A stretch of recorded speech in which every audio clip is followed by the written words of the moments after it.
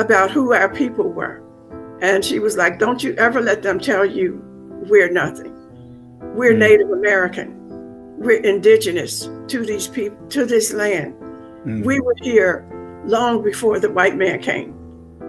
And she said, and they killed us, our ancestors off, and they ran them off. And they passed laws against the natives, like the natives grew corn. They passed laws against natives growing corn. And then she told me about our ancestor who was from Africa. And she's the only identifiable African ancestor that we have. And she called her great-grandmother Leah. Hello, everybody, and welcome to Down with the King. Today, I'm joined by an amazing guest who was scheduled to have this conversation around a fortnight ago. But unfortunately, that had to be cancelled and rescheduled. And today is the rescheduling, and I'm so pleased for that. This person's work excites me so much because she's doing something that I feel needs to be done throughout all Black communities, whether diaspora or in Africa, and that is the documenting and the chronicling of our histories, but not from a historical perspective, but from a personal genealogical perspective. This person is an expert genealogist. She used to work for ancestry.com.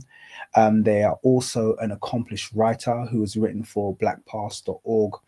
They are also a researcher and an activist. And I would say probably the highest accolade that I personally give is they are an adept chronicler of their personal history and how that aligns with our history as Black people globally. I am once again so happy to have this person on the channel. So I'd like to introduce to you Anita Wills. And Anita, welcome to Down with the King.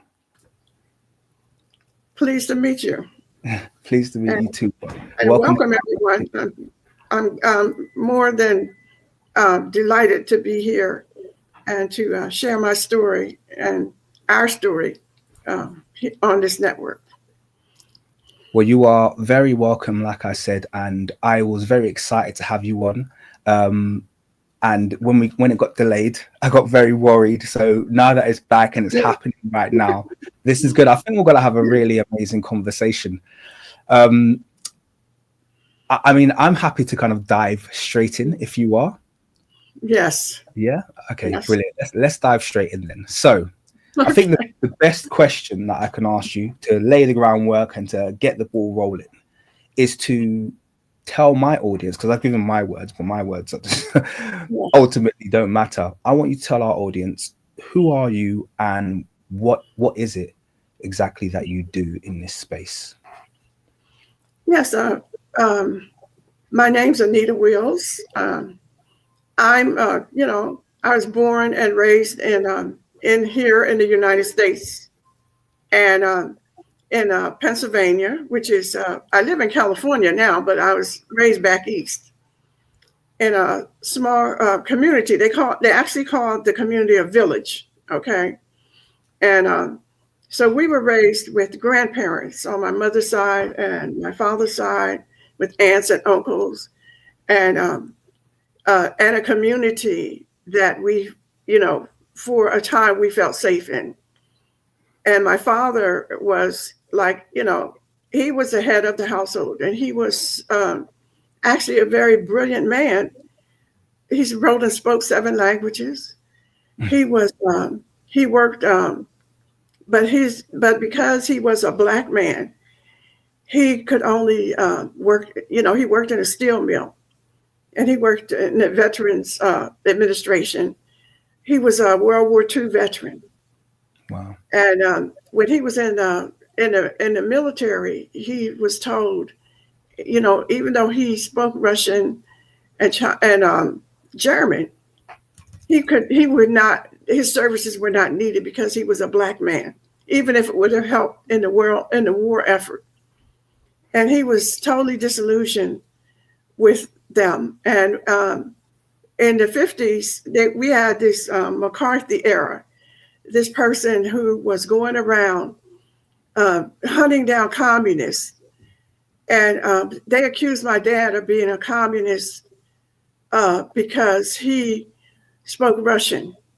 He also spoke German, Italian, French, Spanish, Portuguese, English. So he had applied for a job with the VA, and they were delaying him because J. Edgar Hoover was investigating him as a suspected member of the Communist Party. Mind you, it was never illegal to be a member of the Communist Party here in America or the Socialist Party. As far as I know, it was not illegal, but he was not a member of the Communist Party. What they were doing was blacklisting people suspected of being members. And when he found out, he went straight to the FBI office in Philadelphia and confronted them and asked them why they were harassing his family and his neighbors, because that's what they were doing. He didn't even know they were investigating him. Anyway, and so when we found out about that, or when he found out about that, he became very disillusioned. And he was our teacher. He was the one that told us to not judge people by what, don't condemn. How you're going to condemn a whole nation of people for what some people in the nation are doing. We were told to be afraid of Russians. We would have they would have days when we had to dive under the desk because the Russians were coming. They would terrify us talking about the Russians coming. And that's the way that I was raised. On the other hand, my mother was a stay-at-home mother at the time. And I was her oldest daughter. And I was, she was teaching me what, about taking care of a household, cooking, cleaning. She taught me how to sew. And she also told me while I was learning all this about who our people were. And she was like, don't you ever let them tell you we're nothing. We're Native American. We're indigenous to these people, to this land. We were here long before the white man came. And she said, and they killed us, our ancestors off, and they ran them off. And they passed laws against the natives, like the natives grew corn. They passed laws against natives growing corn. And then she told me about our ancestor who was from Africa. And she's the only identifiable African ancestor that we have. And she called her great-grandmother Leah. So she's my great-great-grandmother Leah. She was 12 years old, but this was 1830. This was long after the war. It was illegal to sell African slaves in the United States in 1830. She was 12 years old. She said the enslavers came and took her and put her on a Dutch ship, her and her siblings, the children from the village, and put them on a Dutch ship. And so they first went to Bermuda, and they were seasoned well, I'm saying they're seasoned. She didn't say what happened. And then they were brought to South Carolina, probably after a couple of years, and sold as slaves, as Caribbean slaves. But they actually came from Africa. And Leah was sold to this man. His name was Robert Ruth. He's a white man, and he is my great-great-grandfather. She's my great-great-grandmother. And she was the only African in your lineage, you said? That I've been able to trace. Okay. Even though, when DNA, African shows up, a lot of Nigerian shows up, but she's my only traceable African ancestor. And, so she endured slavery, having her children taken from her. But at the end, she was brought to Pennsylvania after the end of slavery, and she was able to tell her grandchildren what it was like during slavery. And that was the stories that my mother passed to me about her. And they said that, there's a Gullah Geechee who were in South Carolina. So she was sold to Hilton Head, South Carolina, where the Gullah Geechee are. Those are West African slaves. And when she was sent to that community, it was like the closest thing to home for her, because everybody on that plantation were Africans and from Africa. And they made it easier for her. Slavery was hard, but being around people, other Africans, she didn't even want to leave after the Civil War, because she was with her community. So he had, my great grandfather had to beg her to come, to leave that community and come to Pennsylvania. And so she, so that Gullah Geechee community still exists, to some extent in South Carolina today. But all of those people were Africans, and I'm just, hearing that part of her story, because the other parts of her being whipped, going into the fields. There was a man, she called him Mr. Fields, a white man that had a whip. And when I see the picture I have of her, she's in her way past her 90s. She was 97 when she died. And you can see how she's sitting forward. And that's how the slave, when you're being whipped and you have scars on your back, and she's sitting forward like that. And so, and she was Muslim. She was Muslim. And my great grandfather was a Christian. So they have some really funny stories about them trying to get her to go to church. And she was, like, no, I'm Muslim. And they honored her she did not want to be buried in the family cemetery. So she has her own special place where she had a Muslim burial. And so, I like to tell her story because she's just one of the most amazing people that I know of, And at the end, her children were sold away from her, but after slavery, she was able to locate all of her children, all of the children, including my great grandfather, and to be reunited with the children. So that's just one of the most amazing stories that I have heard about, slaves. They did not break her. They did not break her. She didn't like. She would. My mom said she would sit up and say them damn Yankees.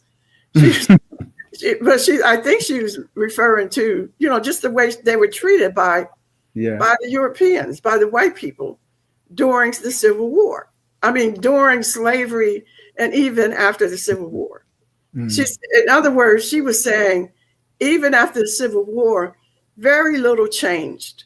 So she was, she would say the damn Yankees because they were supposed to change things, and very little changed after the Civil War. So I told her, I wanted to tell her story. And I always do that. And so when people say, why do you say you're Afro-Indigenous? I say, because I'm honoring my great-great-grandmother who was from Africa. And, the other part of it, as far as being Native,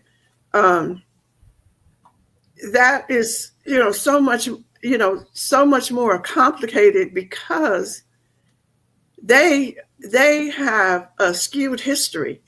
They blurred the history of what actually happened to the Indians, to the Native American people, to our ancestors. And my mother was telling me stories about our ancestors. And I would say what tribe they belong to. And she said, oh, the Mohawk.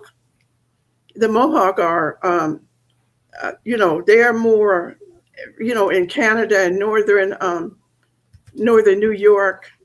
So they were a part of what they call the Iroquois Federation. The Iroquois Federation is the ones who had a constitution who was adopted to use in the Constitution of the United States of America. That's the Iroquois Federation. And those are our ancestors. They were coming down They were a tribe whose territory was expanded all the way from Canada into Maryland and Virginia. They were, so most of the tribes here, like, when you talk about the Fulani and saying they're, the Fulani are nomadic. Okay, so most of the native tribes were kind of nomadic. They would move according to where the food was, where the game was, and where the weather, so if it was getting ready to be cold, they might move to a warmer climate. So each tribe had their own territory that they controlled and that they lived in. And so, the point though that I was trying to make when you had the professor on was that I found out after all this many years of research that my indigenous ancestors were the ones that were enslaved, more so than the Africans. When Columbus came here, even in his writings, he talks about enslaving the Arawak, the Taino. He was enslaving the Native Americans. My grandfather's people, my paternal grandfather's people, were in South Carolina, and they were slaves. But when my brother took the DNA test, then it come back 100% indigenous to Colombia, South America. In other words, he didn't come from Africa. He's indigenous to the Americas. But they were telling us, or writing down, these colonial people who came here and stole the land and stole the lives of the indigenous people, also rewrote the history. And that's all that we had to go by. And very few people that I spoke to wanted to change the narrative. They wanted to live within the narrative because they don't want to upset the status quo. So they don't want to question it. And but I want to honor my ancestors. And they were indigenous to the Americas. They were not African slaves. So when people, and it really bothers my spirit when I hear people say, oh, those Africans were selling each other. They were selling each other. And not, if you think about how long it took for them to come, and like the Portuguese would come, and also the Arab traders, they were set up on the shoreline. And they would be there for years. They're sitting there, and what they're doing is diplomacy with whoever's on that shoreline. They're coming as friends. They may be marrying people. They're having children, and all of us, but they know what they're there for. But the people who are in the villages don't know what they're there for because they've never met anyone who would do the things that these people were doing.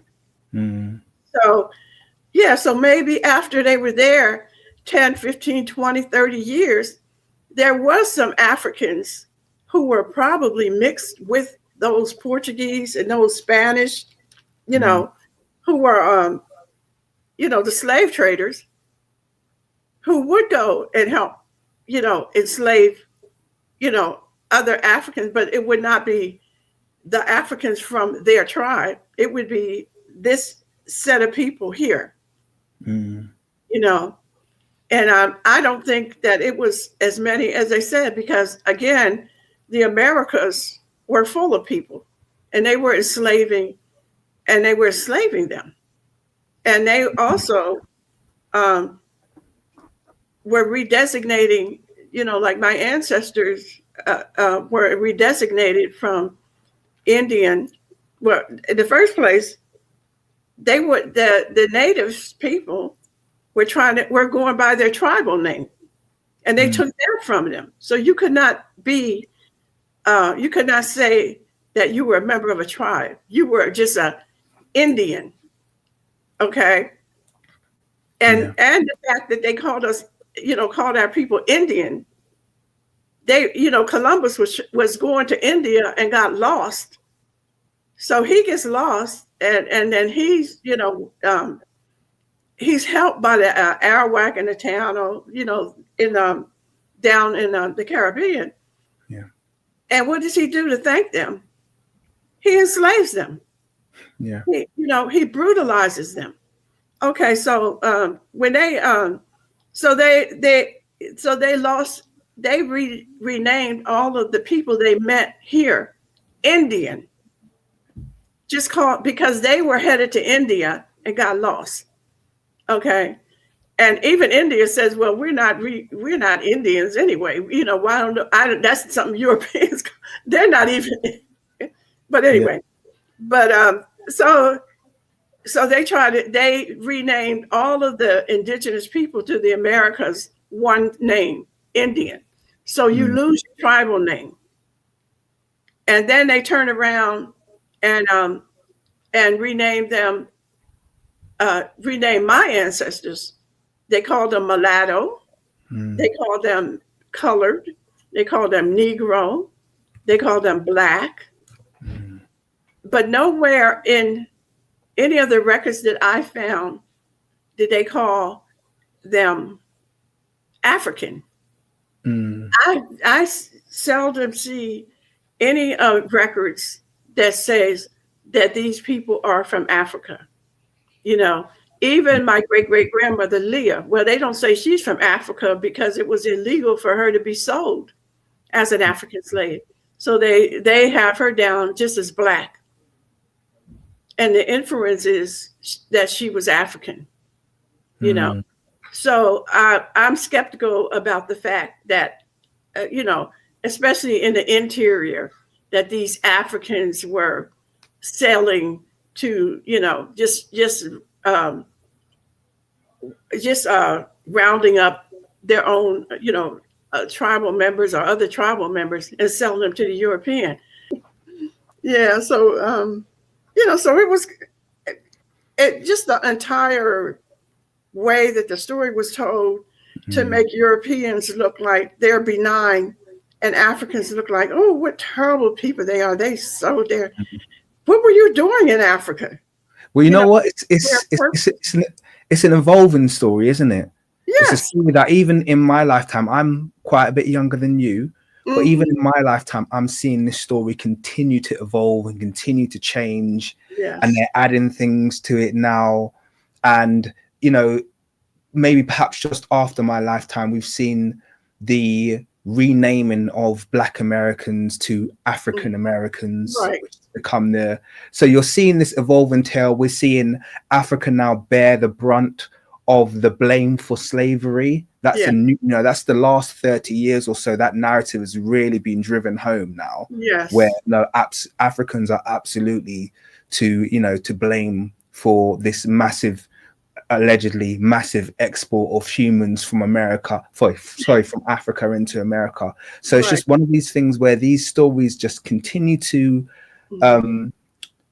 be fabricated, continue to be exaggerated until it gets to a point where Europeans, white people are completely abdicated of any any wrongdoing, and we are in essence blamed for our own position in society, regardless of what the actual true origin story was. Yes. And also, so what about the Aborigines in Australia? What about that? It's because they were there like over 50,000 years. And they are, they were subjected to colonization too. So what did they do to deserve those people going over there colonizing their lands? We don't talk about that. Yes. Yes. What did they do? It's really funny, actually. I'm glad you mentioned that because I recently finished. I did a bit of a documentary on the abolition of slavery, and this is something that in England, obviously, I'm from London, and in England, it's a big deal they're making a big deal about the fact that England abolished the slave trade. So Everyone from around the world needs to praise the British Empire because they were the ones who stood up and ended this horrendous this horrendous act of slavery for the world. They made it illegal across the world. So I've done a documentary and I've already exposed all of the I can't wait. financial impetus and all of the spin behind it. But here's the most interesting thing I wanted to raise there.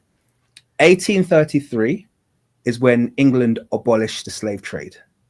1834, they committed one of the most worst genocides in history in Australia. Yes. So they want to be praised on this hand for this, but then a year later, they are massacring people, innocent black people, en masse, without any motive.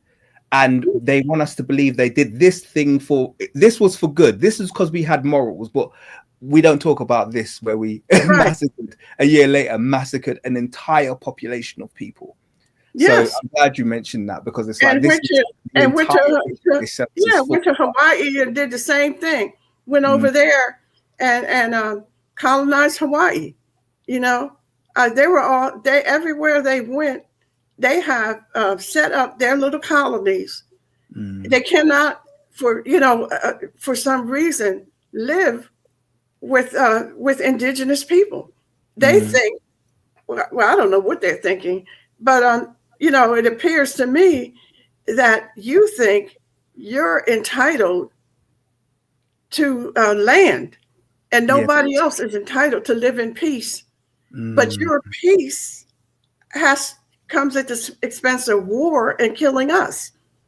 And that is, that's unacceptable. And the other thing that I wanted to mention is that myself, one of my ancestors who was in Virginia, he came from England. And I believe he was a Moor, but he was indentured to this man in England. And the man sent a letter with him.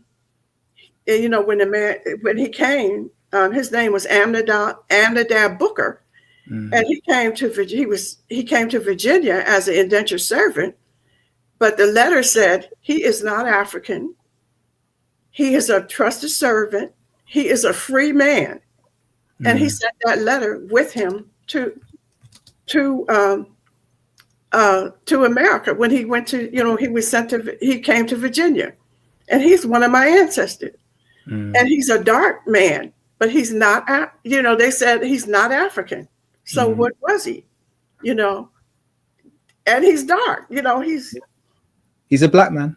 He's a black man. He's a black man. It's a whole, once again, it's a whole, because I literally was talking about this on my other channel the other day as well. We were, I don't know if you know about the recent genetic discovery they found in the UK. So they found specimens in two locations. This is much more recent, but Cheddar Man's very relevant. I'm glad you raised that because it's very relevant. Well, this is much more recent. They found two people. One of them they called Up Down Girl, and the other one was another one. So they found these two specimens in different. They both date to around 700 AD, and they found them in two separate places, and they both have 20 to 40% recent West African ancestry. So now, I don't even think that's that relevant because you mentioned Cheddar Man already. And every time archaeologists, and this is the thing, they're not telling people this, but most of the time when archaeologists are digging up bones in the UK, they tend to be digging up people who are phenotypically, physically, or anthropometrically black people. So I got a whole line of research understanding that England's past, there are researchers like Dave McRitchie and Gerald Massey and lots of other researchers who have plainly spoken about the fact that the indigenous people of the UK were black, and they persisted up until very recent times. In fact, they were the nobility for a long time as well. But that's a whole nother conversation. But the point being, I am not surprised at all that your ancestor from the UK you've discovered was a dark or swarthy. They might have called it swarthy or dark or black even. They might sometimes use the word black. I'm not surprised in the slightest because there's a large wave of people who came from Europe into America who were also black.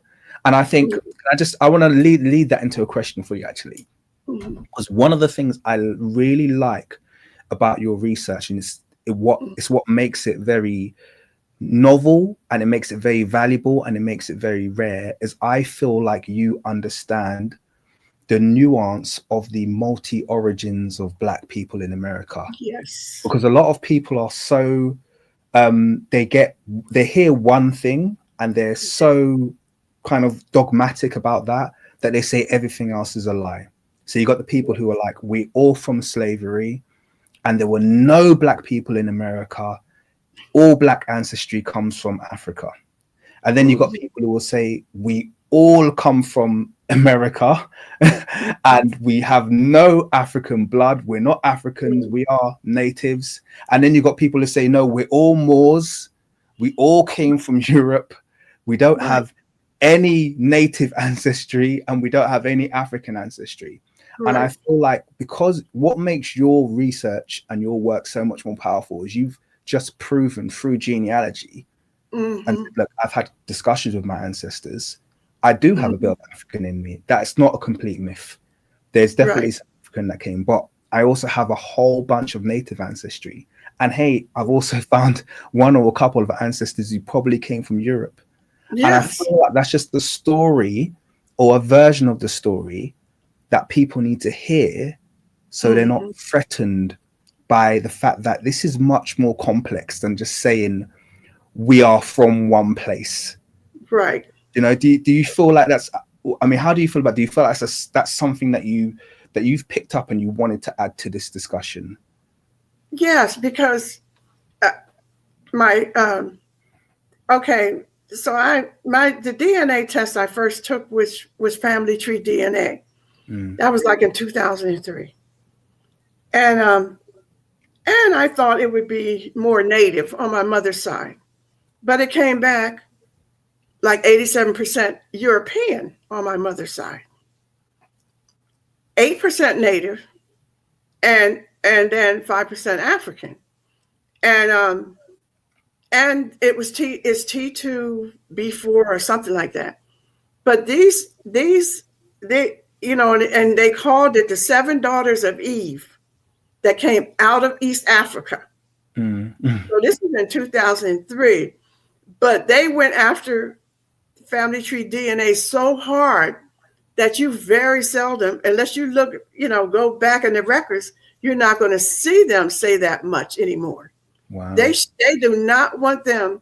They meaning, I think it's the theological people, the church people, the Christians that already want to say that nothing existed before Christ or whatever, whatever their origin story is. It has nothing to do with the timeline that we look at. And so I would say maybe it's a scientific, timeline. So then the Christians will say, oh, the science is flawed. But so this was like 20,000 or so years ago that my ancestor, who was a female, left Africa, went over the Iberian Peninsula into what is now Spain. And they stayed there. They didn't go back to Africa. So I'm thinking, okay, they were there. And if they went over that Iberian Peninsula, there were other Africans going. It's like a highway, even today, the Iberian Peninsula that goes from Africa into Europe. And so these people, from the DNA, they show you a DNA path. They were there. They were so they were there before there was a Europe. They went to a landmass that was not what it is today. And they are the original people of Britain. They were in Italy. They were in France. This DNA traversed all of what is now Europe. And I connected to one of my DNA cousins who's in Belarusia. And so I was saying, well, how do you, because we were talking about, you know, how how did why did our ancestors leave, you know, Spain? And she said, well, we believe that they were run out during the Inquisition. So that would have been when the Moors were there. So Mm. we know that there were still people coming constantly over the Iberian Peninsula into what is now Europe. And we became the modern humans or the so-called Europeans, you know, and somebody mixed with that Neanderthal. And so the Neanderthal gene continues Mm. to exist. And then I'm just saying what I'm learning from their scientists, but they Mm. don't want you to say they got a Neanderthal gene, or they want that Neanderthal gene to be some kind of superior being. Yeah, yeah, yeah. We've all heard that. Now Neanderthals created art, and they're talking about everything. Neanderthals were, and this is just a cope, I like to call it, because they realize that most native melanated people don't carry the Neanderthal ancestry, and Right, so they find it incredibly. It has to be superior, because if we have it at up to 4%, and those inferior Africans don't have any of it, it must be right. a contributor to what makes us superior. It's actually interesting. There are some scientists out there who believe that Europeans could be Neanderthals who have experienced several waves of African introgression.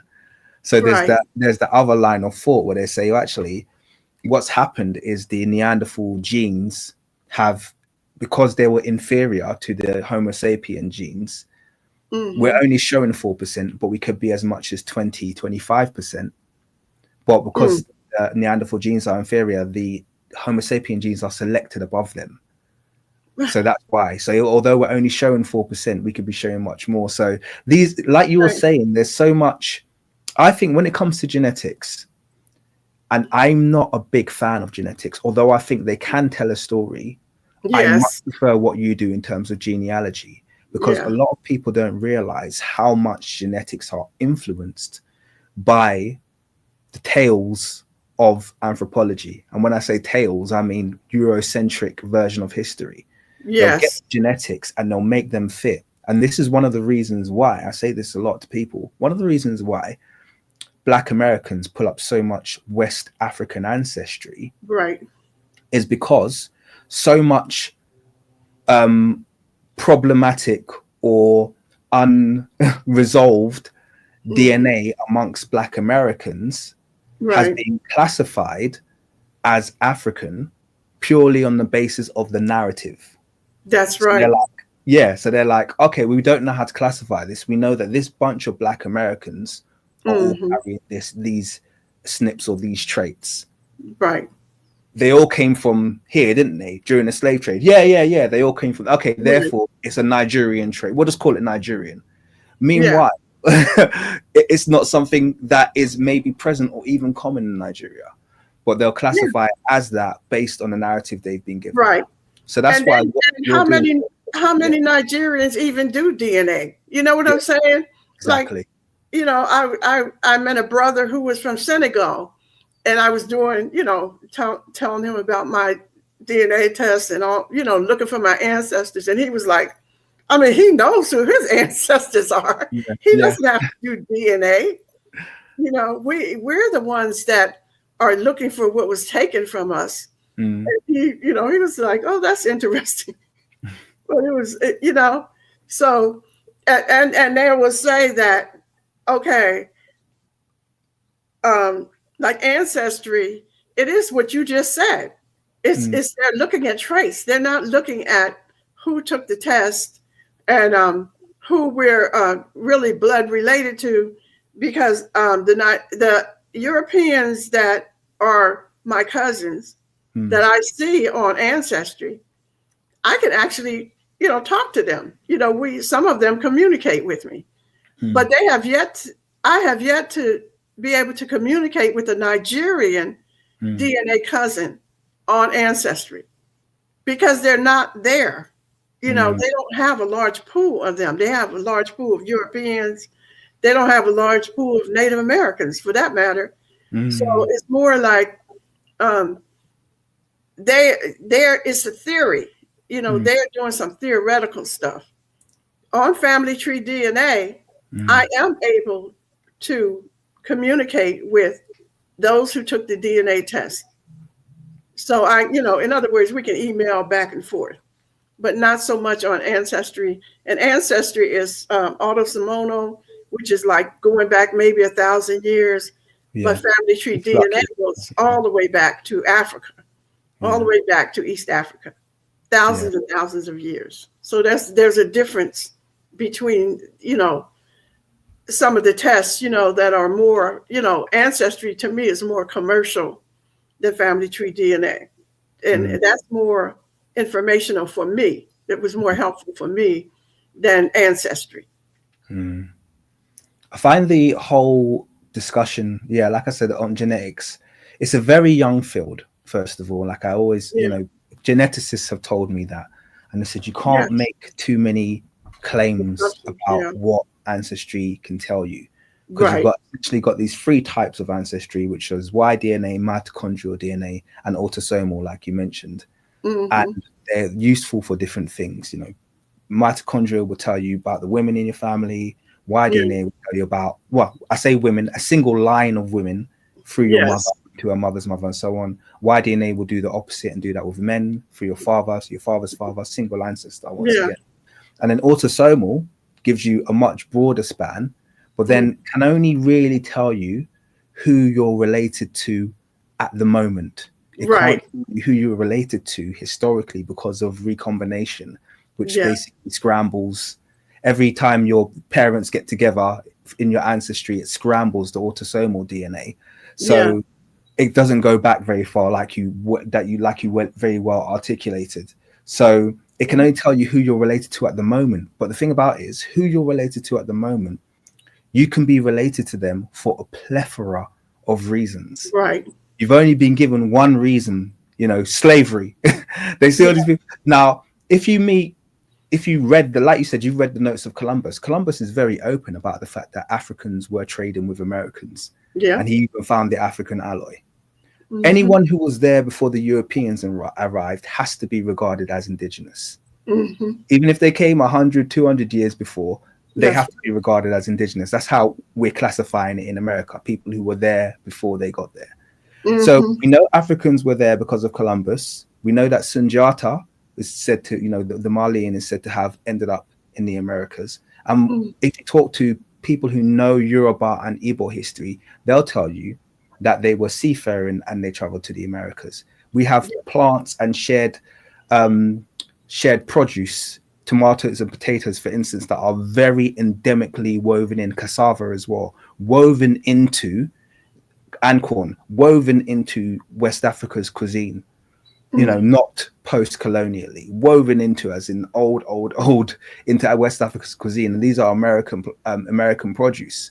So we have all of the hallmarks and the suggestions. There's even the aspect of the monkey that's in America that came from Africa, and the only way it could have got there is if it was brought over. So we have all of these reasons why modern Americans could carry similar DNA to West Africans, and it's disregarded for a single storyline that the Europeans have fed us. And I just think that's it's very important that when people get their kind of genealogy, or so not genealogy, when they get their genetics results and their DNA, that they understand it's not giving you the storyline. It's giving you a storyline, it's a Eurocentric one. So you have to be able to do the work that you're doing, because that might give you some more insight as to why it looks the way it does. So if you're having West African ancestry might not negate the verbal or the oral history that's been passed down that says, no, we have native ancestry there. Why is it pulling up? Why is it pulling up African ancestry on your father's side if we were native? Well, that might be a reason why, so it's just very interesting. I was in Cuba several years ago, And they told me that they had taken the Arawak Indians and sold them as slaves into Africa. So there are Arawak Indians in Africa who were sent as slaves. So so they may say, "Oh, they're from Sierra Leone, or they're from Liberia," when they were actually, native people who they sent there. My entire tribe from of my ancestors from Virginia, well, the Nanzadigo, were redesignated as mulatto and sent as slaves to Antigua. You know, Wow. so this is the things that they were doing. They were erasing our history, and my search when I started was years ago. There wasn't a lot of there wasn't no internet. There wasn't nothing easy about it. I had to write letters and travel and talk to people face to face and go into archives to find my ancestors. And I always feel like my ancestors were guiding me, that they were telling me, go here, look there.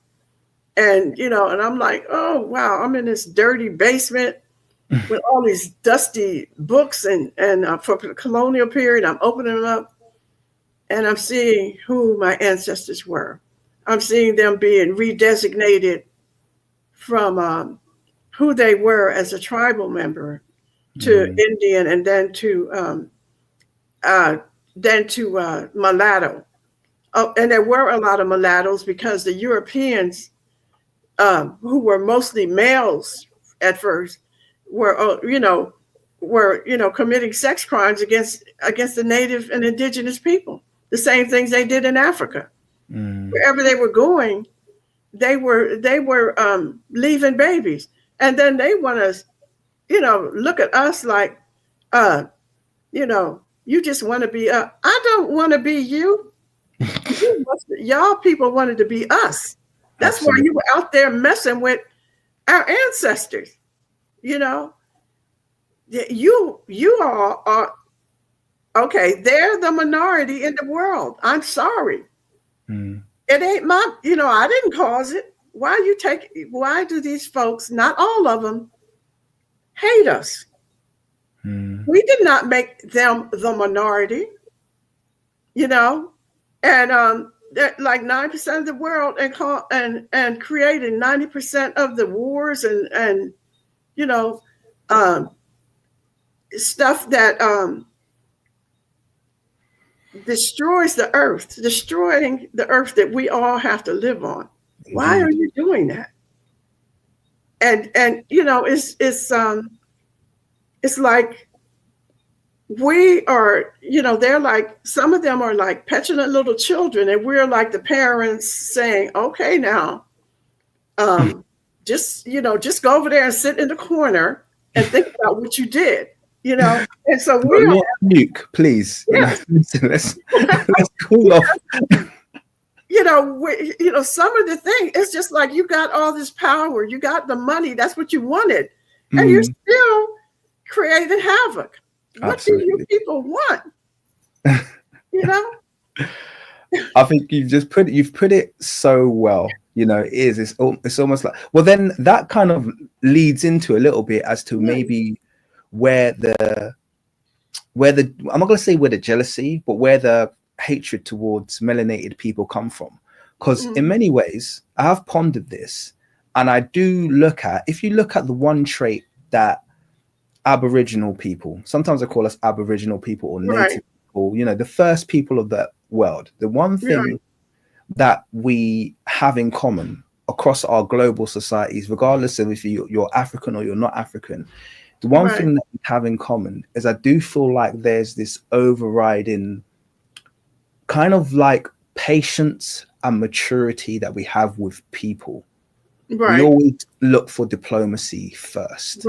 We have this overriding just kind of, and you can see it in all our societies. It doesn't matter if we're related or we're not related. You can see it in all of our societies, that kind of respect we have for our elders, All of these traits that are universal across, global Aboriginal people.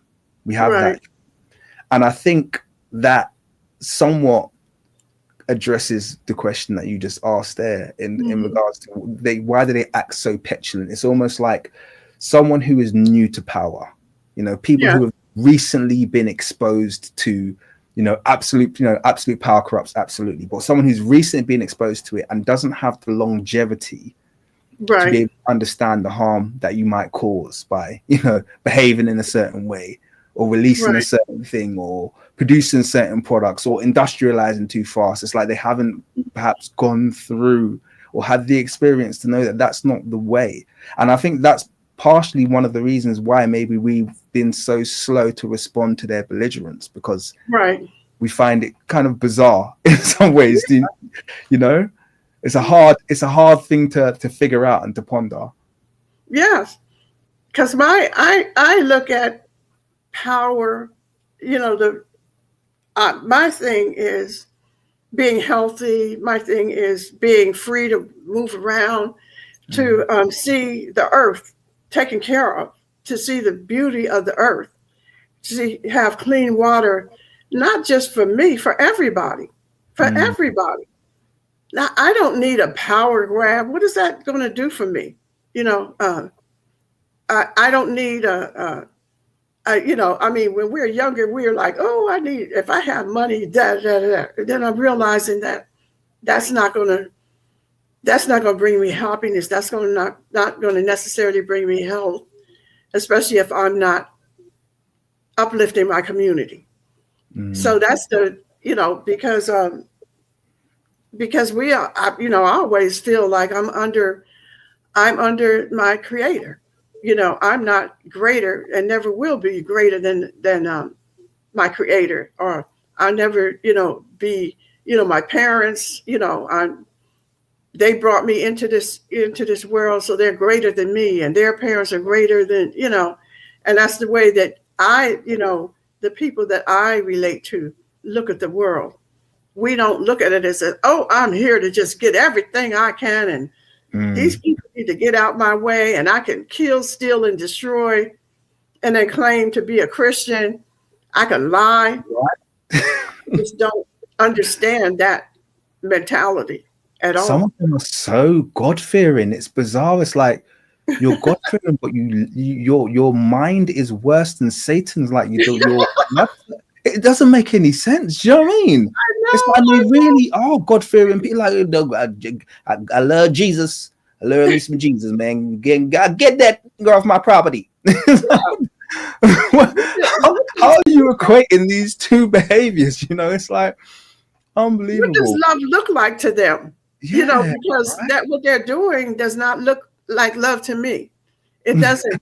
And not only that is that the children that they raise up, and even I have friends who are white or Caucasian or whatever they call themselves, but I have friends who fled from their communities because they're under threat, because they think differently, because they look at the world a different way than their families did, and so they're estranged from their communities, and they're ostracized. So I don't understand that. When in my community where there has been drugs introduced to our community to destroy our people, um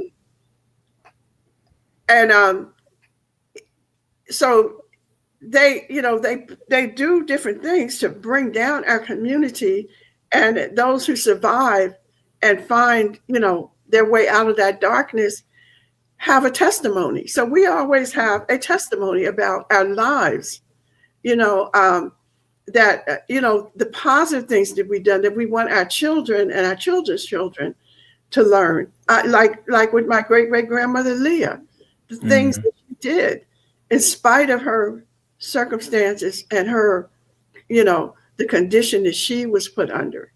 She didn't become like them. She didn't become just this hateful person who thought of, this is how my mother described her. She would sit on the porch of her house that her son built her, and all of the children would come by and sit with her. And she would tell them about Guinea, about her upraising, about her father. He was an imam, and that they were at the river digging gold when they were captured, And so this is, my grandmother told my mother, and my mother told us, And so why, if anybody had a reason to be hateful and want to be destructive, it's the people who were put through slavery, the indigenous people whose land has been taken. And these people come and just want to create a reality that is in their minds. And they call it manifest destiny here. They call it, it's manifest destiny. In other words, we're going to make this real. So we're going to tell you this lie. We're going to keep repeating it until you repeat it and you believe it.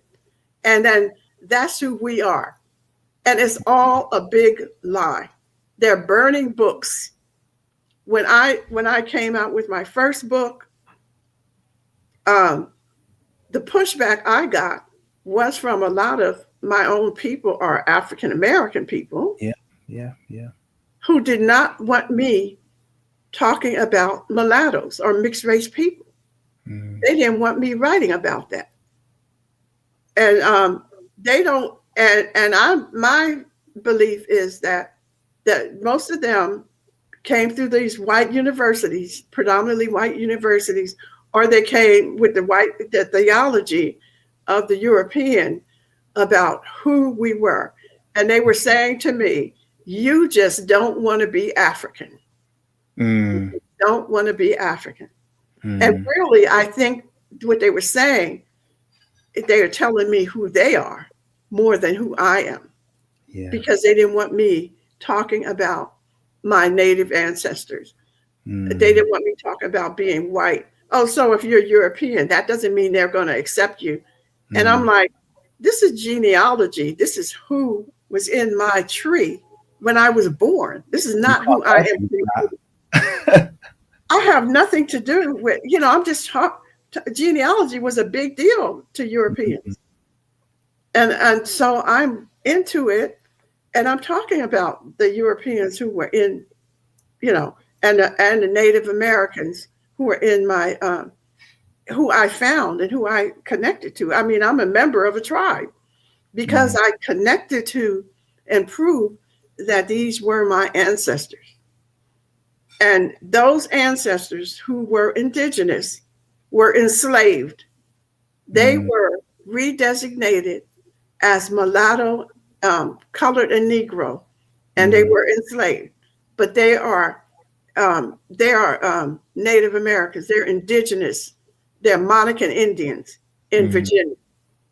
Okay, and so so I got a lot of pushback from African Americans, especially African American historians. Not all. Let me say that, because I don't want them folks coming for me. But I just have a different view of, from my research that someone else may have. I'm not going to say they're wrong. We just looking at things differently. Like when I traced my ancestor back to Guinea, I contacted President Conti. Back then, it was President Conti of Guinea. His wife, he had two wives. I think one was Muslim and one was Christian. But his Christian wife is related to my ancestor. And she told me that the story that Leah told me was true. Wow. That she had done the research, and she traced them to Bermuda and then to South Carolina. And she said, yes, they were, what your great-great-grandmother told you was the truth. So that was the kind of genealogy I was doing before I even took a DNA test. I was contacting people. I would call you. I don't care if you was in Africa or where you was. Yeah. I would get, because there was always these websites back then.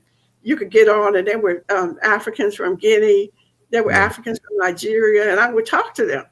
And that's how you do the research. You don't just say, oh, so and so said this. Because, and I'm a shout out to my brother Anthony, who's, he's a Harvard graduated person, an educator. But he told me, he said, when you do your research, make sure you get 3 citations. When you write your books, make sure you cite your sources. And after I started getting pushback, then I understood, yeah, he was right. You have to get those sources, and you have to, before you, the DNA is not all of it. That's not all the story. You got to work, you got to get that story, and you got to put them records together. Yeah. That's why it's, taken me over 30 years, and I'm still finding ancestors. I'm not surprised. It's an immense work that you're doing. Yeah.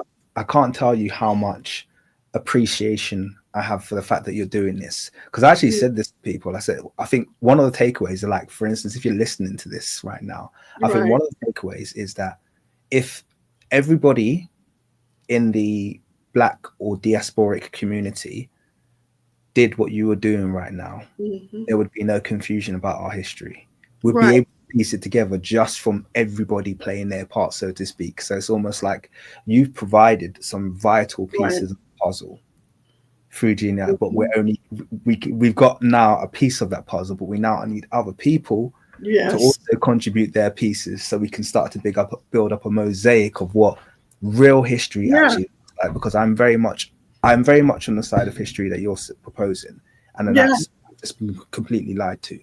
I don't believe anything that academics tell us from the Western side. I think our history has been deliberately obfuscated and deliberately oversimplified.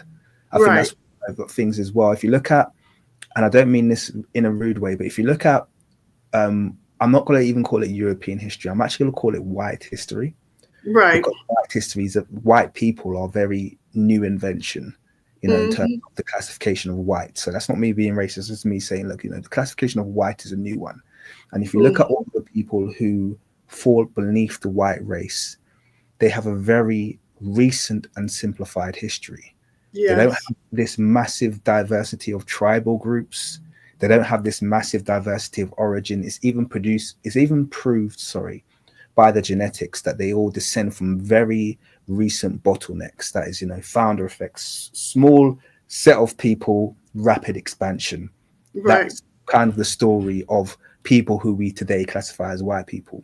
We as indigenous people, Africans, Americans, Australians, Asians, we as the indigenous races, our history is so complex and so varied on every level.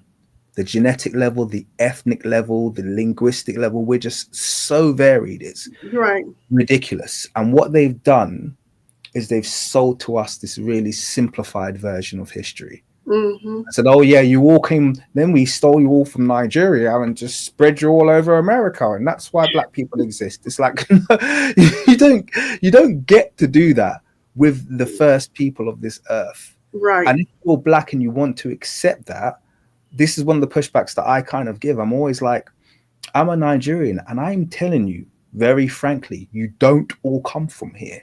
Like, I'll tell you that quite plain face. You just don't all come from here. And if you do, you certainly don't all come from here in a single kind of like 150-year span that managed to populate the entire earth with Black people. It's a ridiculous story. It doesn't make any sense, and that's just, so I'm glad you're doing what you're doing. I do want to ask you a question now, though. I know you want to jump on that, but I want to ask you a question because I want to lead us down a bit of a path now. The first thing I'm going to ask you is, how do you define yourself? So if that I know that's quite a broad one, but I just want to kind of ask you, how do you define yourself? Like, if someone came up to you and say, I'm a Black person, or I'm a American, how do you define yourself? I'm just, I call myself Afro Indigenous. And the reason doing that is because because I want people to understand that you can be African and you can be Indigenous. Mm. You got a mother and a father. You got, and they had a mother and a father, and so the way that Europeans say it is that, oh, if you're, native way back, it disappears. What are you talking? But yet you don't want us to say that you are a mutation of Africans, but you want to say that I'm a mutation of indigenous person and I'm no longer indigenous. That does not make any sense. So I look at the world. I look at, and I'm not, and I don't look at, I look at myself as a part of the world. And I mean the indigenous people of the world. So I like to connect to the African people. I like to connect to my native people here, my indigenous people who are here in the Americas. I like to connect to the Asians. Like there are Black people in the Philippines up in the mountains. They know, the Filipinos know, who their people are. There's African people all over the world that have been there, that were the founders, And so the more that I look at the world, the more I see that how connected I am to all of this, all of these indigenous people in the world, including the European, because I consider myself an indigenous person to the Europeans. I don't consider myself a white person.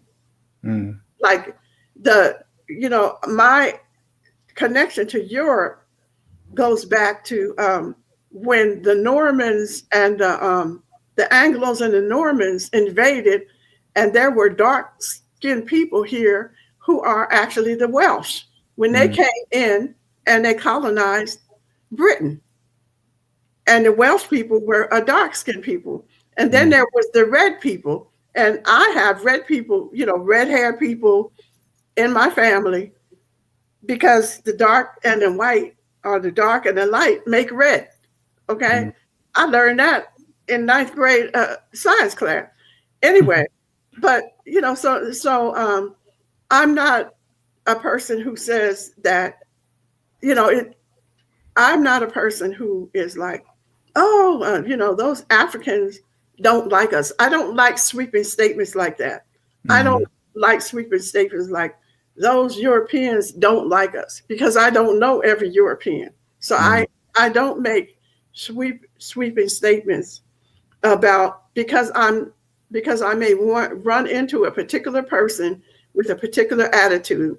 They do not speak for all of Africans. They don't speak for all Europeans. They don't speak for all, whoever my people are. There's no one person who speaks for all of us.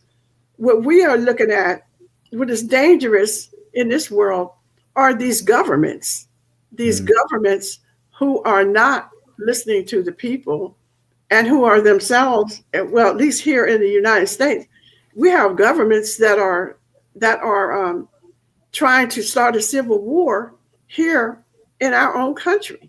Does that mean all the people here are bad?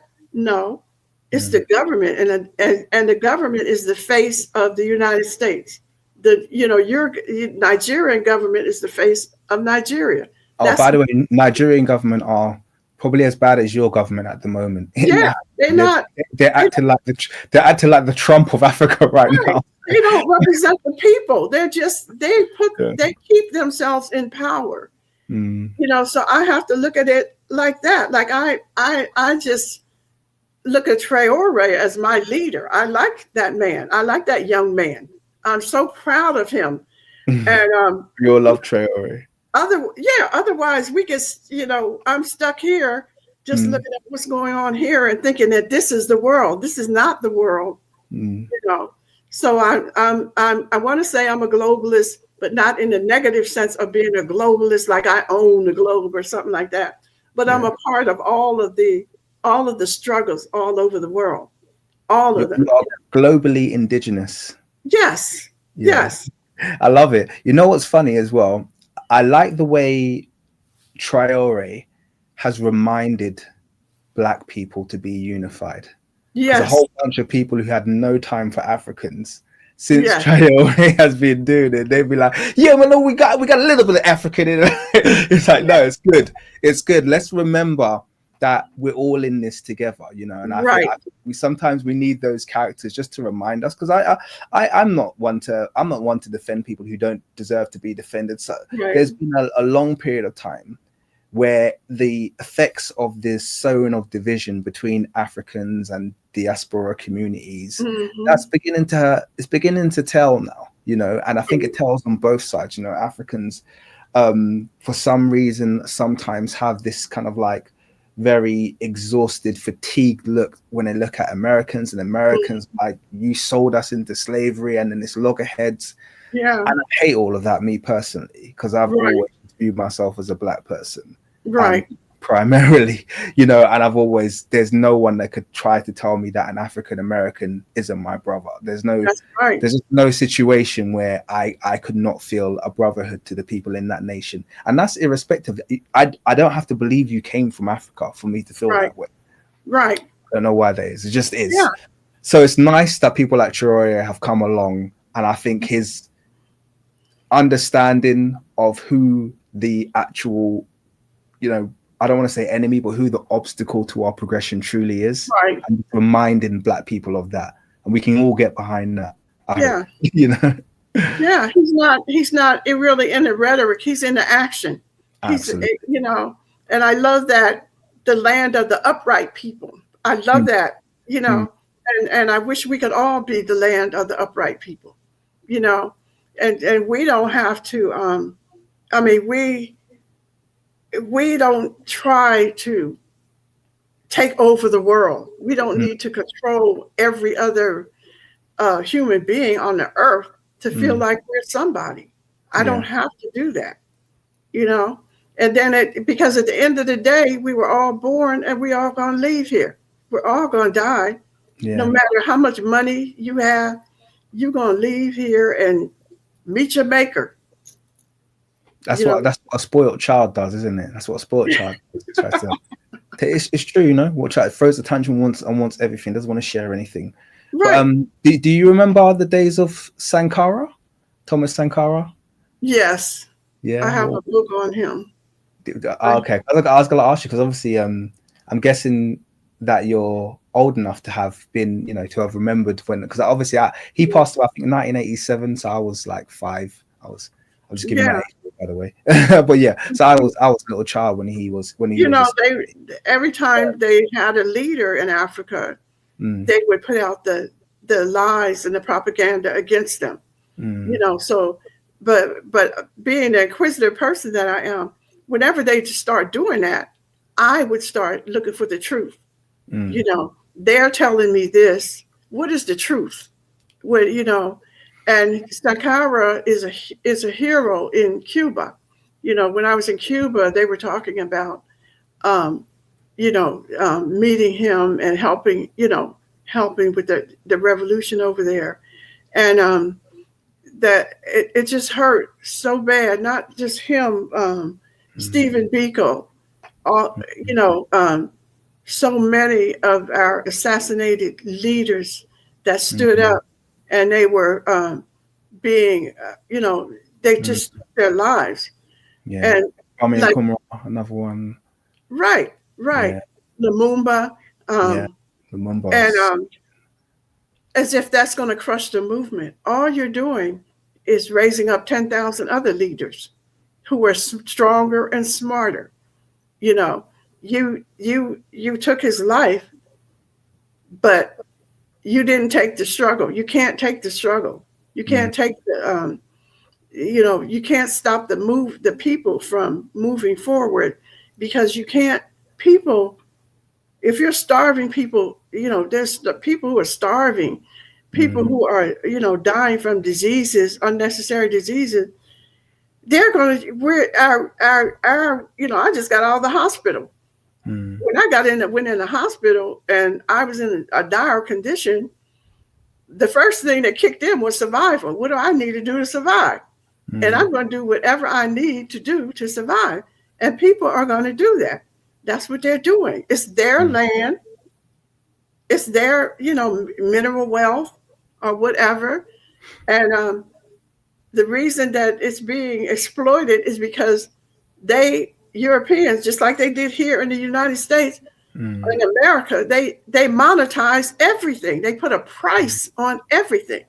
They mm, just can't live with, oh, it's a beautiful environment and everybody can eat. It mm, has to be a power grab by a corporation or an individual. mm. Nobody's going to worship you. You're greedy and power hungry. Nobody's going to worship you. People just want to eat and live their lives and get on with it. That's it. Mm. Very simple. Definitely. So I think one of the things that I like about the really in-depth research that you do Mhm.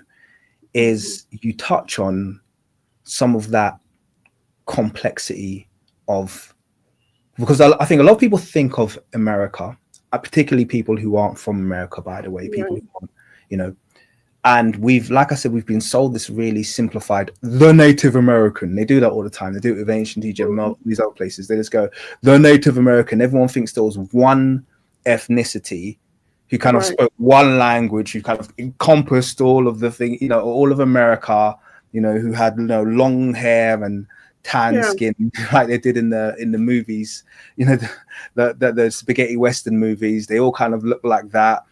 And there was one ethnicity, one ethnic group. There was no complexity.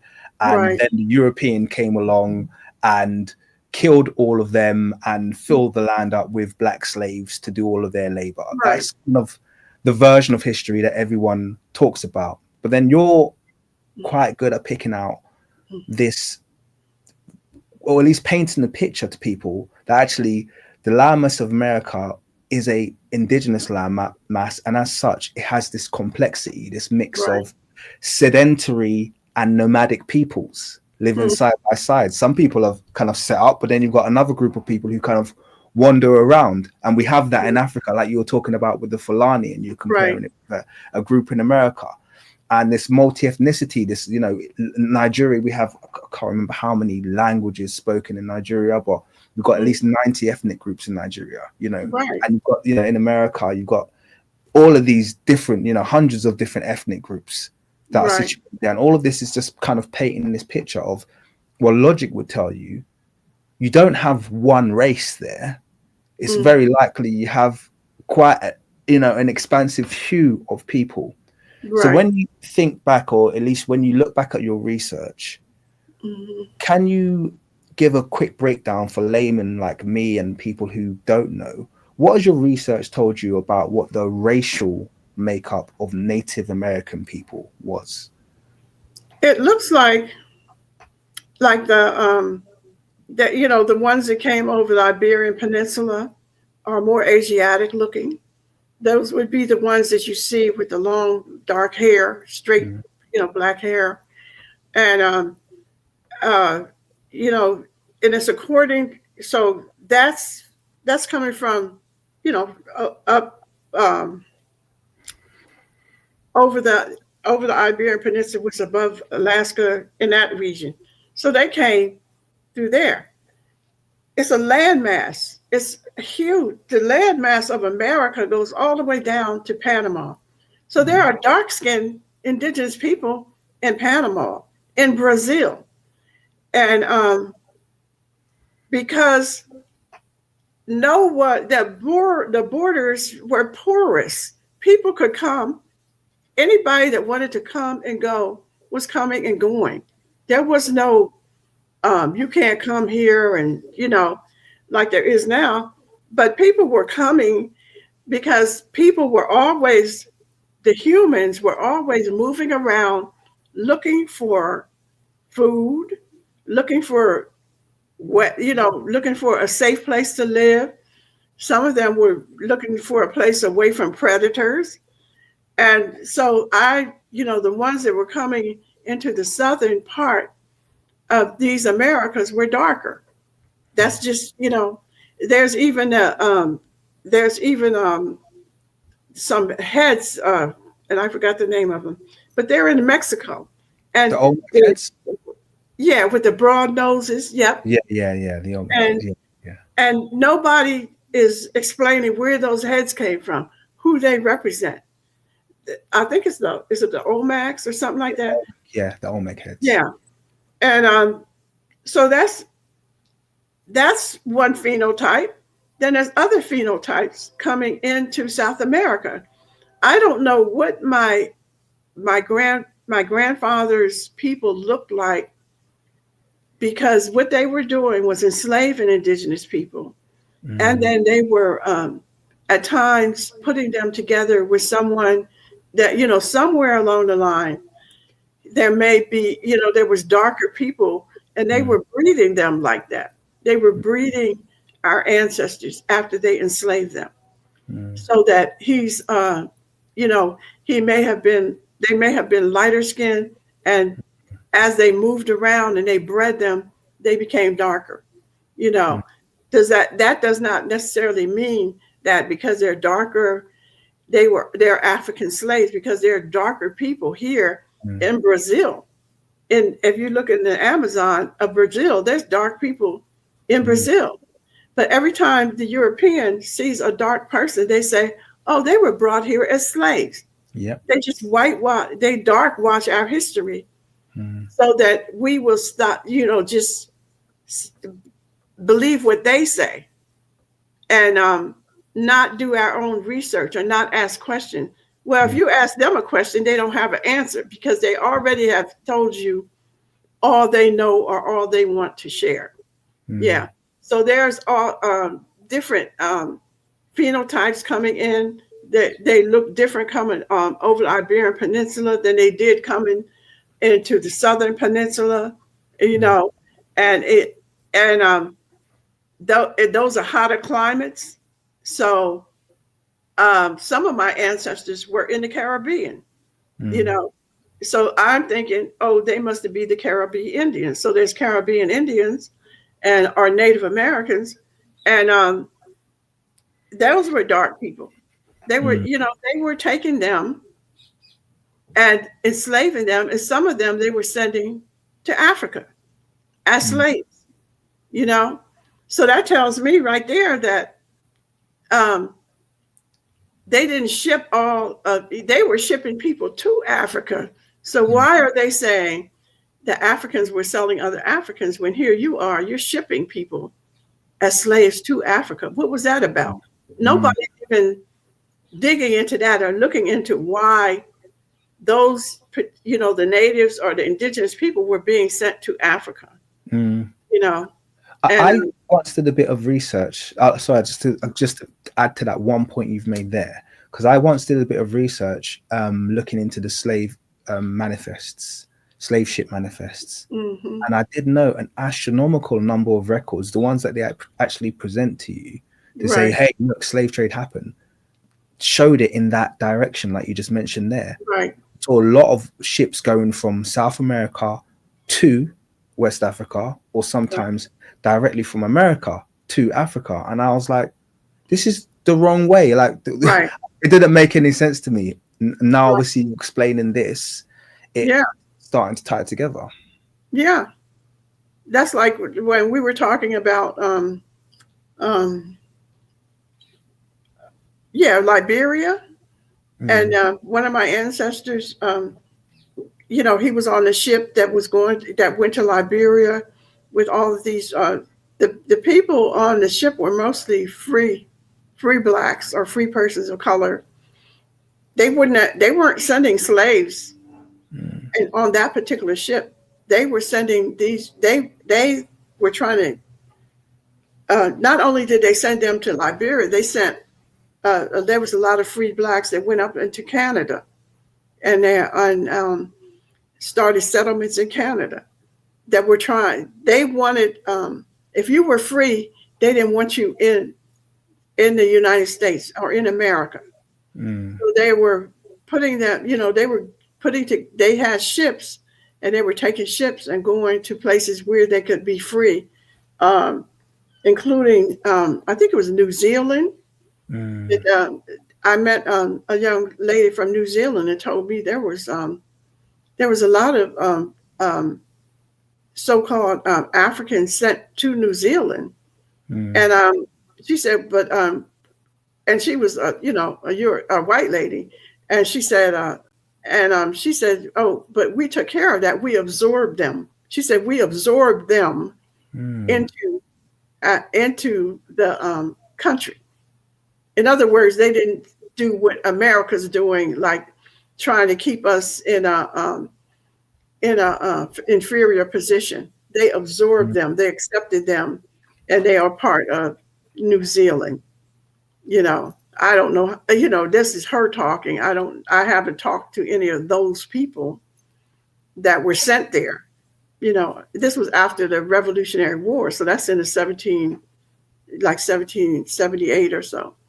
This is amazing. So I'm gonna get you to expand, if you can, actually, on that. You made a point just then, and I'm really interested to hear a bit more. You said if you were free, and I'm presuming free and black, or just free and indigenous. Right. What was it? If you were free and whatever, they didn't want you in America, so they proactively had, I don't know, they proactively set up methods of basically depopulating the population of melanated people who were free. Yes. Wow.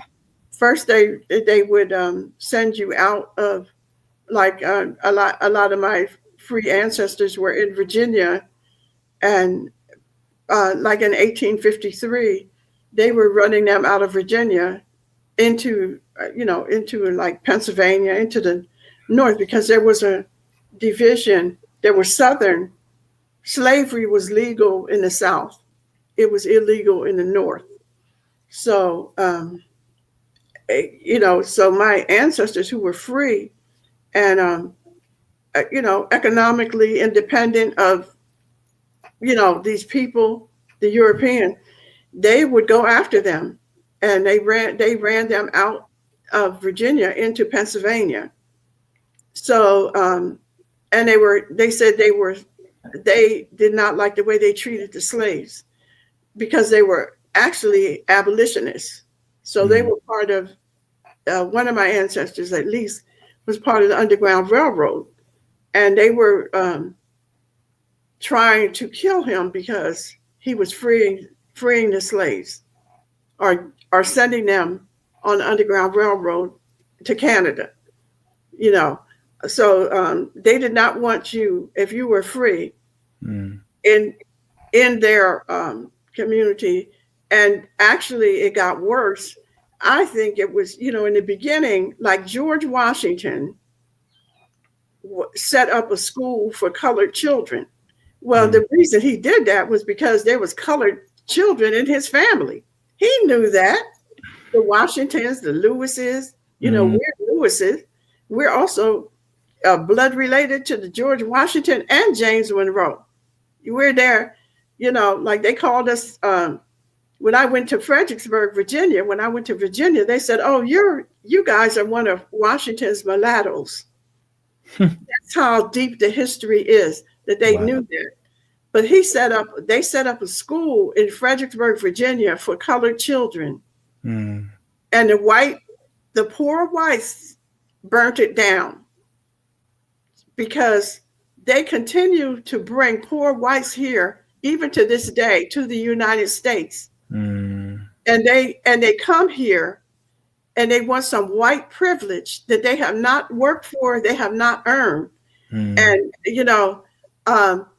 they will come here and call you names with their accent from the country they came from. Yeah. Call you a name. Yeah. And here, and they're standing up talking about, oh, this is a white country. Not all of them, just the most ignorant. But the media gives those people the attention. They get the attention. So, it's funny because you say it's not all of them, and I also don't think it's all of them. But the problem with American history is that the good whites have always been so few and so silent when it counted. If you And look so at the intimidating. countless amounts of massacres and race Right. riots, people, the American government intervening to, bomb a all black town or Yeah. anything to destroy these black development. And we've got so many stories. Everyone knows Tulsa, but there's just a Yeah. countless amount of these stories Yeah. where poor whites, like you said, have managed legally with the backing of the state to Right. run in and take all of the land, all of the ownership, all of the development, either burn it down or just move into it like they owned it in the first place. Yeah. And when all this happens, my issue is, where are all these good whites? If Yeah. we always say it's not all of them, but it's like, where are the good whites defending the blacks? Where are where are all these moderates? Where are the ones to say, no, stop this, this is wrong? Where are they now to say, Yeah. where are the people now saying, we know the story of Tulsa, we know what happened there. I know we know it happened a million times, but Tulsa's like the one the whole world agrees upon that this happened, Right. and it's there. Where are all these good whites saying, we need to remunerate the ancestors of the people whose city we stole? Where are they? That's just my question. It's kind of like, so we don't blame them all, but also Yeah. we have to also accept the fact that they're never there when it counts. Well, these people in America claim the law. They always are claiming the law. Not just white people, but some of us who are sellouts to our own people. Oh, it's the law. But we see that Donald Trump, with all of his 34 convictions, is not in prison. He's not incarcerated. He has become a billionaire since he's been president. He is there have been all kinds of floods. There's been hurricanes. There's been tornadoes that tore up communities of people who supported him. And he has stripped the funding from FEMA. You're right. Where the heck are they? Because we're tired. We're not going to get up and put our lives on the line again for this country that continues to tell us, we don't owe you reparations. You weren't a slave. This is so small-minded. Are you people educated? Can you think?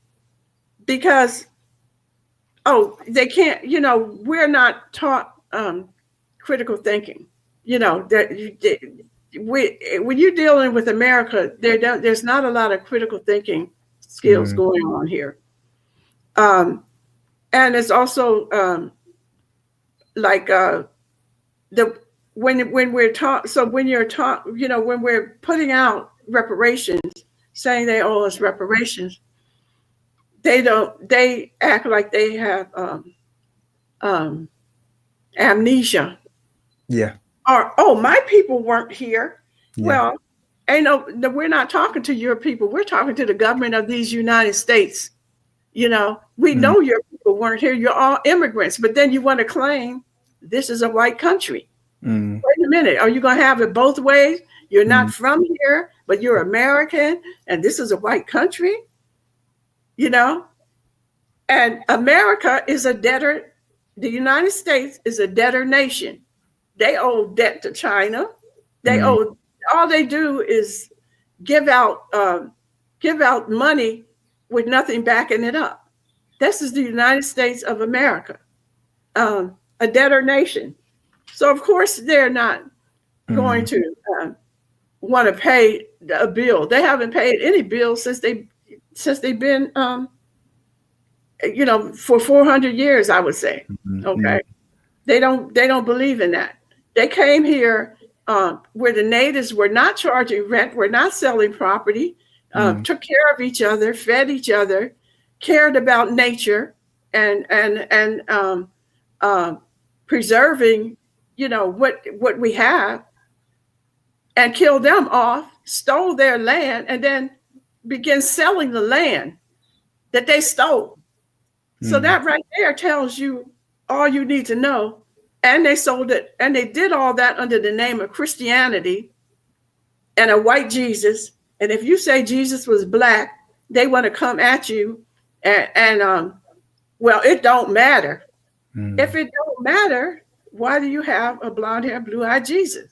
Why do you have a white Jesus? And sometimes they'll make him a little bit tan with dark hair, with dark curly hair, but they're not going to make him look like he's from Ethiopia, where his people actually came from. Even though the earliest illustrations of him for about the first, I don't know, for the first 1,000 years show him exclusively as a black man. You know, all of these white pictures are very, very recent. You know, so how can you reason with that mentality? Absolutely. You know, they're afraid.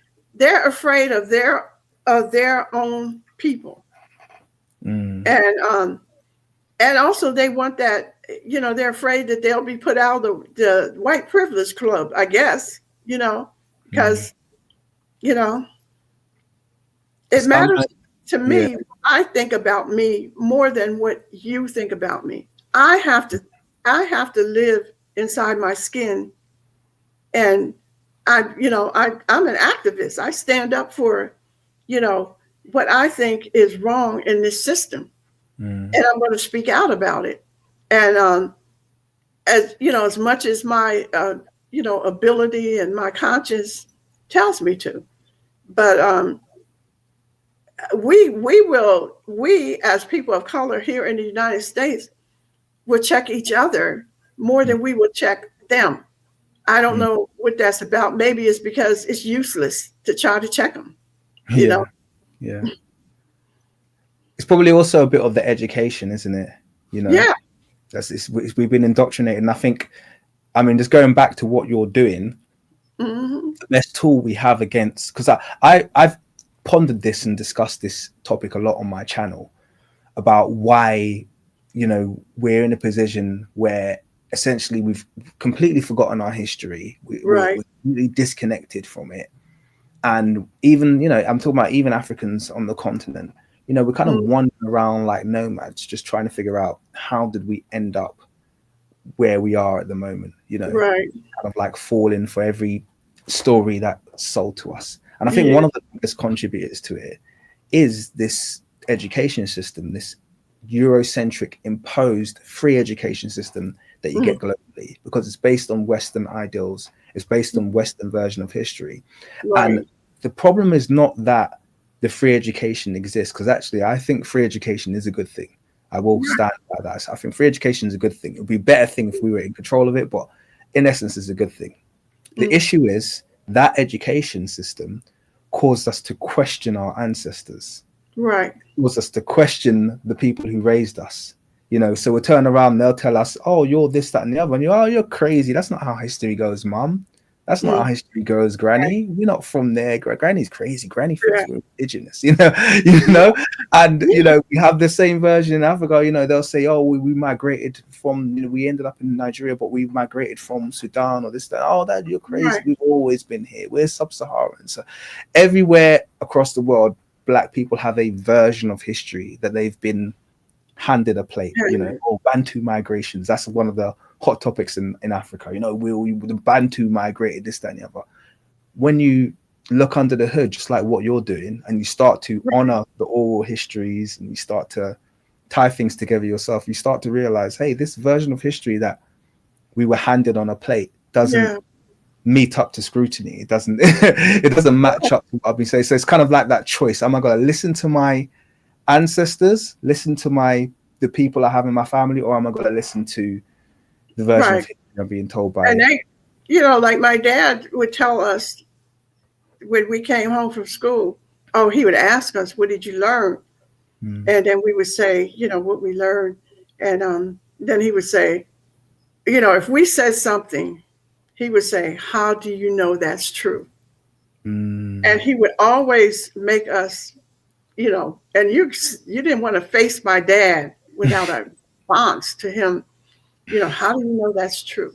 Like they would say the Russians are bad. How do you know that's true?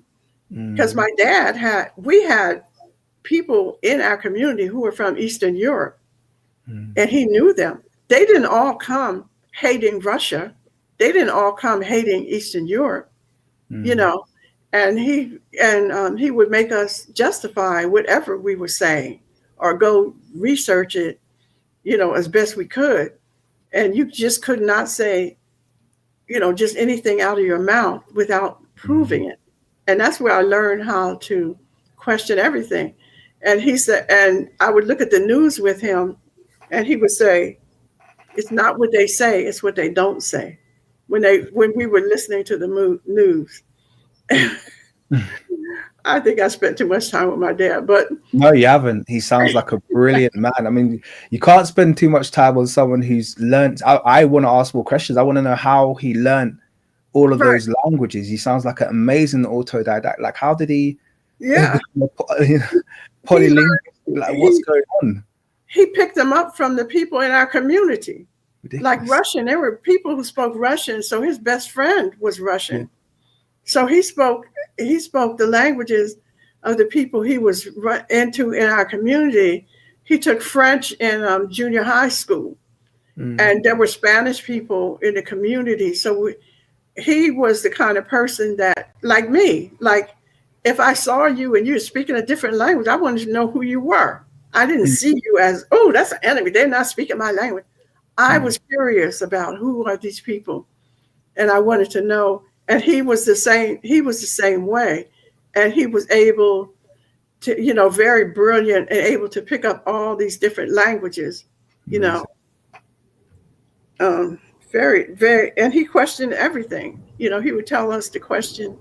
Don't just take it at face value for Mm. what somebody is saying, but without telling us that the white man was lying to us.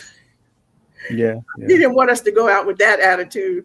But they told my parents at school to stop teaching us, at home. They, See? yeah, because we went to a colored school in Yeah. Houstonville. It was called Houstonville in Pennsylvania.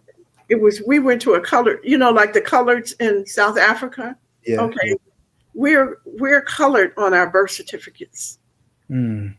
and we were colored, but they went back and they changed it. I think we're Negro now. They control the vital statistics. Wow. So we were colored. We went to a colored school, and so they told my dad and mom to stop teaching us at home. I It's think like sorry, go on, carry on. Sorry. but I think we were asking too many questions of the teachers. You know, That's crazy. I try to do the same thing with my kids. So your dad just sounds like someone I would have loved to have met him. Um, it's like Dr. Painter said, race changes every census, doesn't it? Really, that's right, how so it's like everyone's so sure that the racial demographic of America was what it is today. That's like presentism. Oh, well, you're Negro and Negroes all come from here.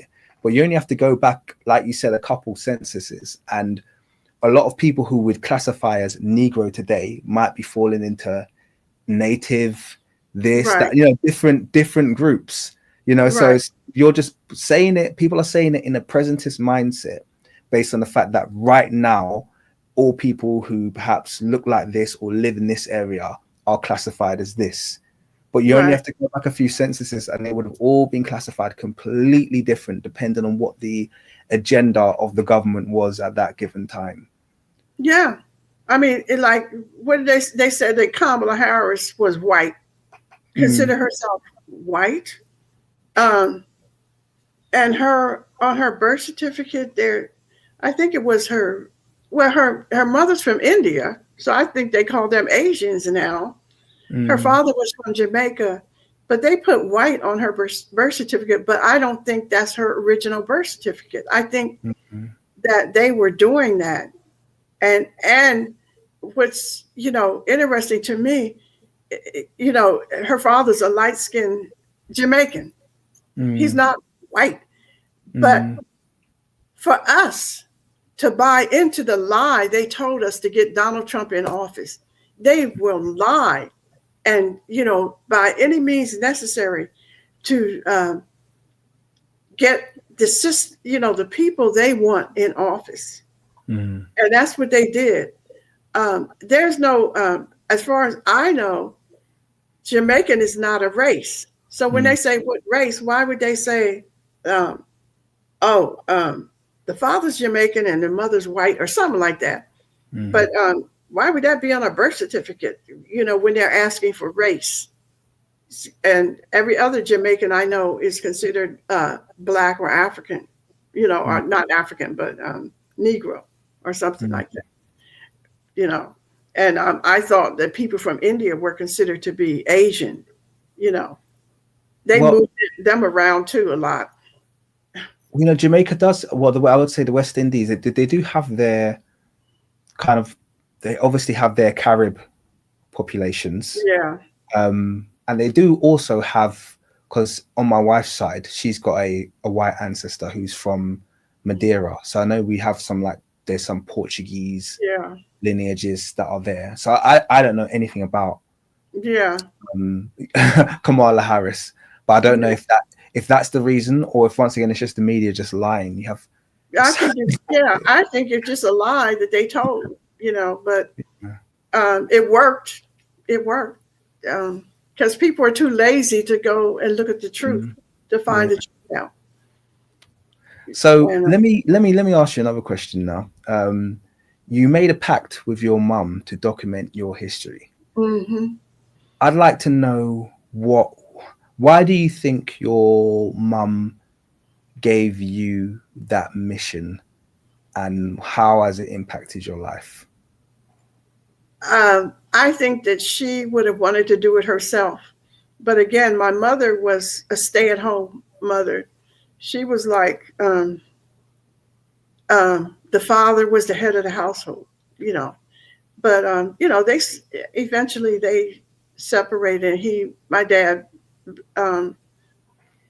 passed at 51 from cancer.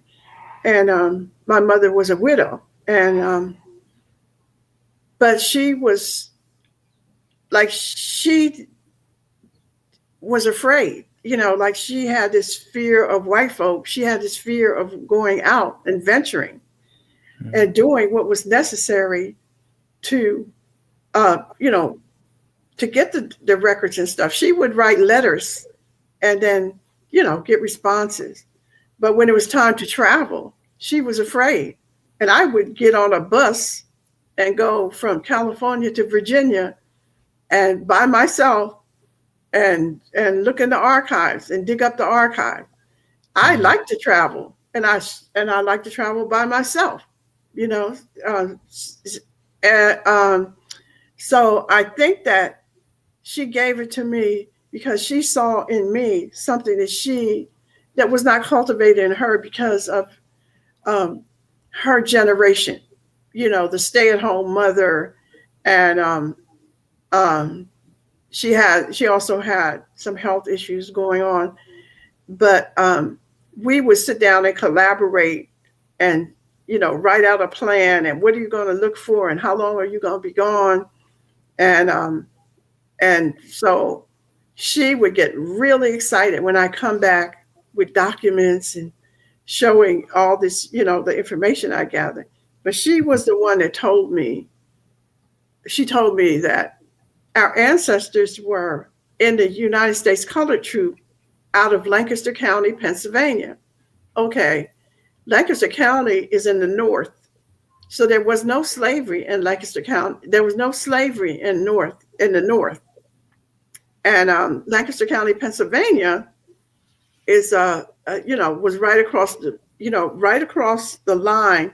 There was slavery on the other side, Virginia and Maryland and all those places. So when she said that, I asked her, how did they get there? Were they slaves? How did they, And she was like, I don't know. And I said, well, if they were free in 18, because she had gone back to the Civil War in the United States Colored Troop, I said, I'm wondering if they were ever slaves. And that's really what got me started. I wanted the documents she said it to me, but she didn't have the documents. So I went out and got those documents, because when my mother was talking about being Native and I would say it to other people, they would say, oh, she's just making up stuff. You just don't want to be African. You don't want to be Black. You're trying to be better. And I'm like, I don't think Natives are living better. I mean, this is their land and they're on reservation. What are you talking about? I want to be better. And so I said, well, I told my mom, I said, we're going to have to document this. We're going to have to put this history together so that they don't continue, when they say, oh, you're not, or you don't have a history, I can slap them with some of these documents. And then when I started traveling and compiling all this information, my mom said, it's time for you to write a book. You need to write a book. And she was getting sicker, so that's, my first book that I wrote. I didn't even publish it. She died in 2001, and I wanted to publish it before she passed, but I didn't publish it until 2003. And but I think she gave it to me because she knew I love to go places. I love to travel and, and dig stuff up. And I love to tell stories, and she saw in me what she wanted to be. And she was so proud of me. And that made me, feel, like whatever else transpired between, you and your mother, when she was, saying, I'm so proud of you and I love you. And that made it worth it, all the digging and stuff. And the fact that when she left and I see her in my dreams, and she's just like, even proud in my dreams when I see her. She looks so healthy and happy. And I love the idea of looking at our ancestors, and how they tried to vilify our ancestors, how they took, sometimes they have weaknesses and took them and made that about their lives. And that was not their lives. That's a moment that they may have done something and they outgrew that, or they changed or whatever. And so I like to talk about the good things that my ancestors did, the differences that they made. One of my great-great-grandfathers on my mother's side was an inventor, and he invented all kinds of farm equipment, which was very important during that period that he was alive. Any patents? Yeah, and he patented them. That's amazing. Yeah, and that's good. That's one of their tools of theft, isn't it? The patent system is one of their tools of theft. And he was, and a lot of his patents got stolen too, because he was, because of the race, because they would do that. They would come and watch you and steal what you did to make themselves rich, So I'm very proud of him and my family, and especially my mother, and I wish she would have. Well, she was there. She was still alive when I got accepted into the Daughters of the American Revolution, and that's like the oldest organization in the country for Revolutionary War soldiers, which was this Revolutionary War was in 1776, and my ancestors were in the Revolutionary War. So when I went back to Virginia, and I was which I traced back due to my mother's research, I found all these Revolutionary War soldiers, which is why they celebrate the 4th of July here, who were Afro, who are indigenous, and they called them mulattoes, and it lived in Fredericksburg and throughout Virginia. And I found and I found a lot of Civil War soldiers in our, who fought. So when they say the United States Colored Troop, you know, there were Native Americans in the United States Colored Troop. My ancestors were in the United States Colored Troop. My ancestors were in the Revolutionary War. You know, and they got land or they got money, and everything that they acquired, that my ancestors acquired, was never allowed to be passed from generation to generation. So all the Revolutionary War land that my ancestors got was taken and given to Europeans. Every time. They're allowed to come and squat on the land and and the land is given to them. This is what they have done to keep us from feeling secure in our own ancestral lands. They come and they squat, and but if you go and squat on their land, then they can shoot you and talk about the castle doctrine or whatever. They're the only ones that are allowed to have a castle doctrine. Nobody else is. Yeah.